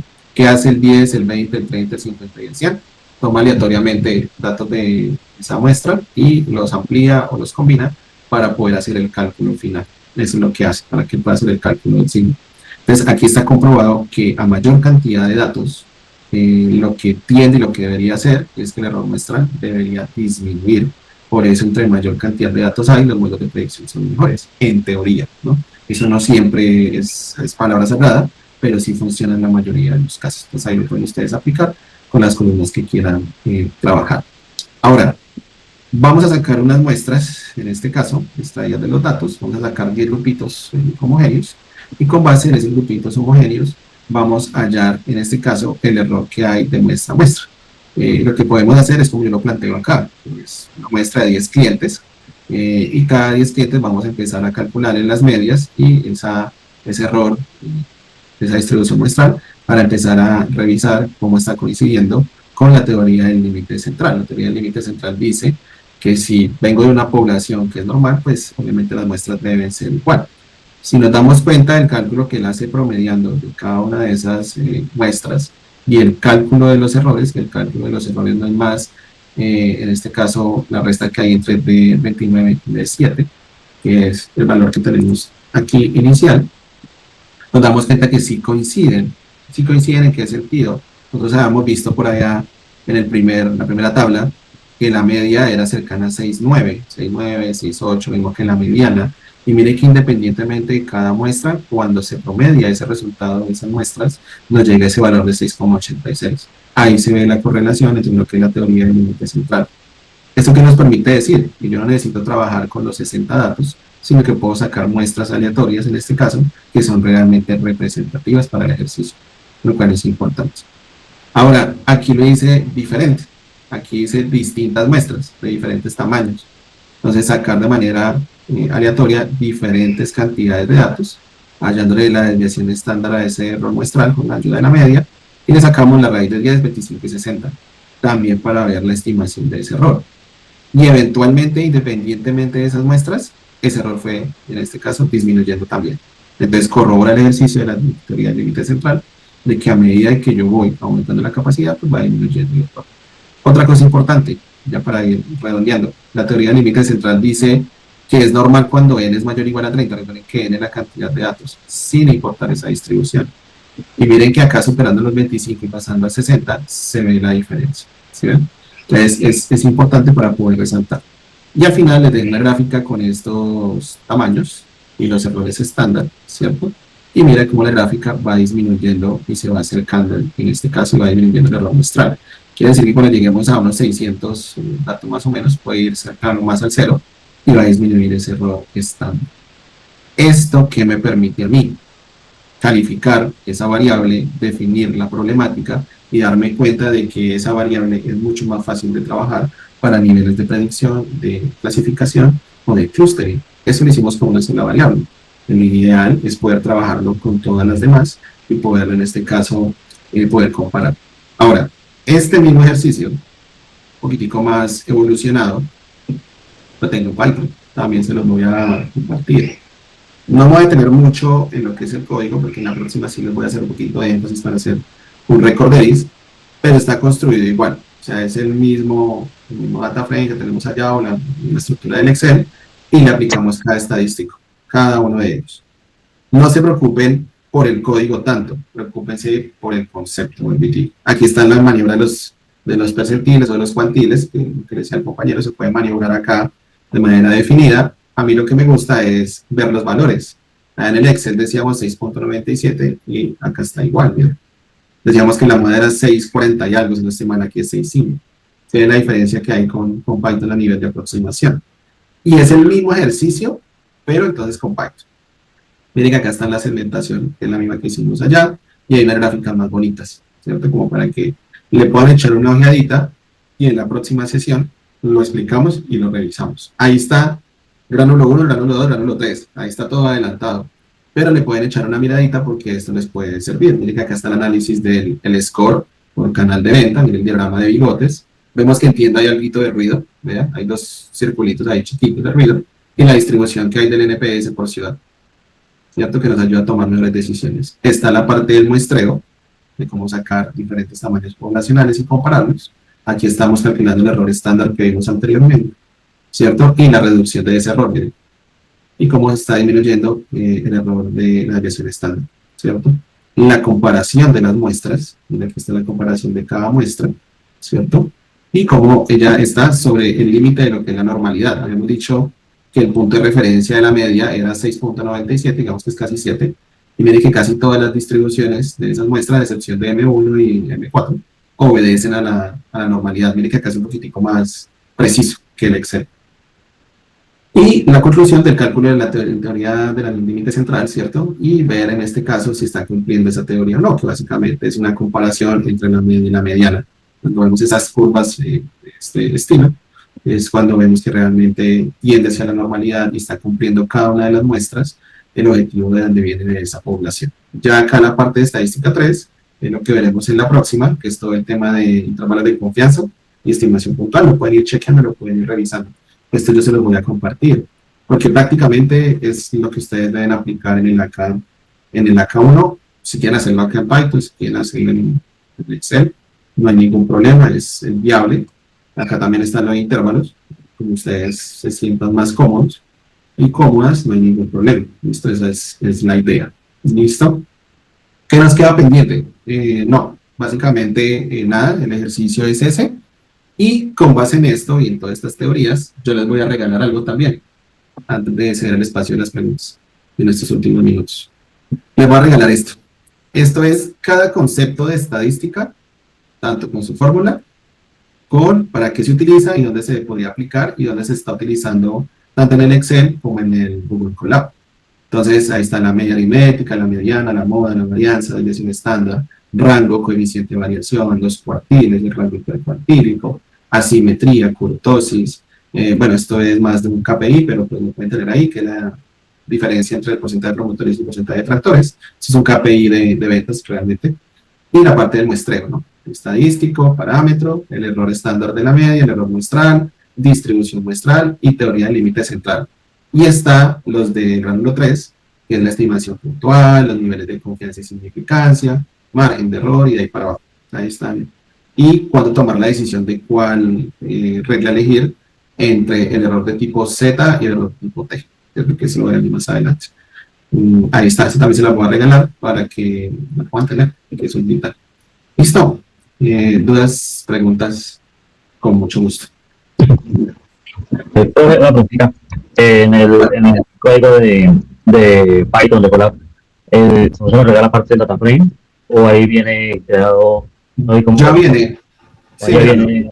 Sí, yo lo creé acá manualito para que ustedes no me pongan a hacer el import y toda la vuelta. Igual recuerden que la importación es muy fácil. Yo lo voy a dejar acá a nivel de comentario por si lo quieren utilizar para sus tareas. Importar Excel es muy fácil, ¿cierto? Es básicamente la variable igual a pandas.read, en este caso puede ser CSV o puede ser read Excel, ¿no? Cualquiera de esos. El read CSV lee separado por comas. Aquí sería la ruta del documento, en este caso con extensión CSV, y acá sería el separador, ¿no? Para definir si el separador es punto y coma, o es un backslash T, o qué es, ¿cierto? Y finalmente, por si les genera errores, el encoding. El encoding lo que hace es que a veces los Excel vienen con puntos, con slash, con cosas raras, que no hace que cargue. Entonces les recomiendo el Windows 1252, que lo que hace es codificar eso, y corregirlo, lo mismo las señas, las tildes y los símbolos o caracteres especiales para que queden como debería quedar. Eso a nivel de read CSV. Y el de Excel es similar, ¿no? Ahí lo dejo bajito de una vez. Entonces sería datos igual a pandas.read. En este caso es guión bajo Excel.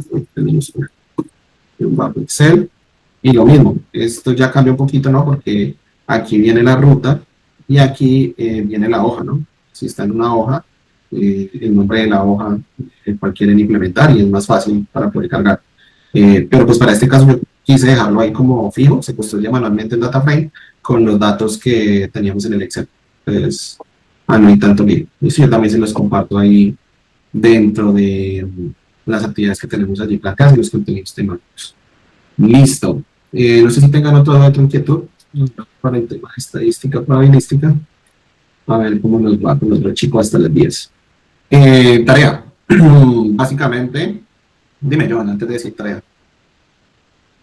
Hola, profe y compañero, buenas noches. Profe, una pregunta. ¿Qué versión de Excel tenemos que usar para todas esas fórmulas? ¿De qué versión? No, eso está pues yo lo hice con Office 365, pero es importante que tengas una versión al menos de 23 para acá, ¿no? 13, perdón, para acá.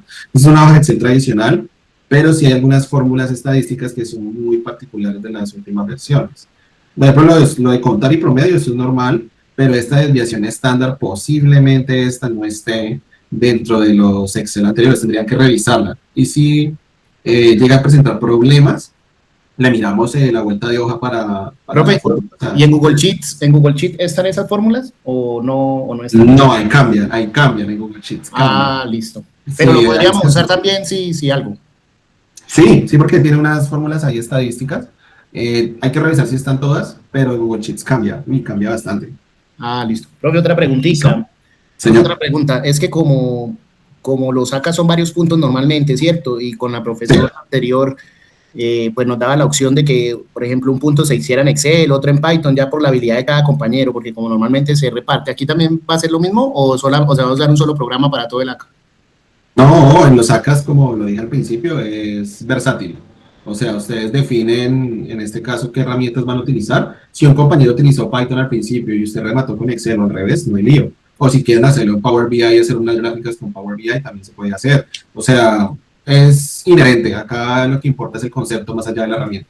¿Vale? Listo. Profe, otra pregunta, qué pena. Es que en el grupo... No, tranquilo. En el grupo... Se fue Joan Orlando, se le apagó el micrófono, Joan. Ah, sí, qué pena. Ya, Apagó, sí. profe, es que desde el corte anterior con la profesora veníamos trabajando un grupo, ¿cierto? Y en esta oportunidad, pues nos íbamos a continuar. Escogimos el grupo G, pero otro compañero se nos colocó ahí y un compañero no se ha podido matricular como en ese grupo. Entonces no sé qué posibilidades hay de que usted nos colabore, pues para poder sacarlo, porque no nos hemos podido comunicar con él. Luis Carlos Suárez.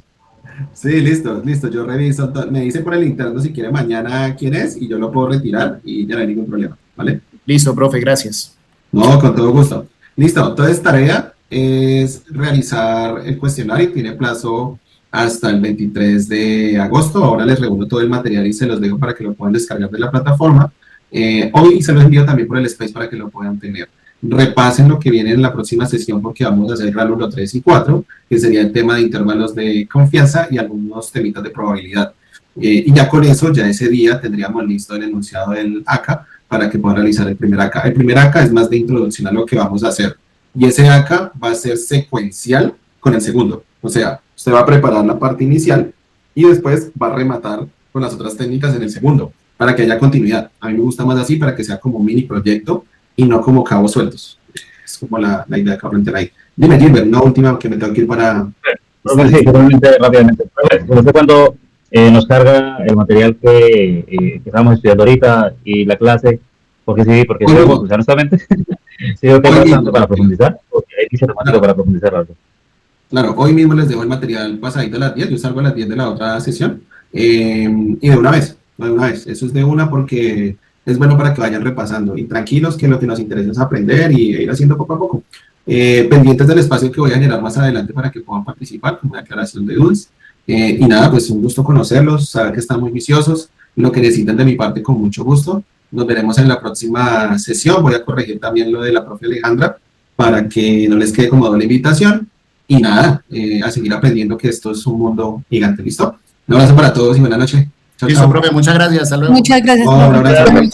Buenas noches. Chao.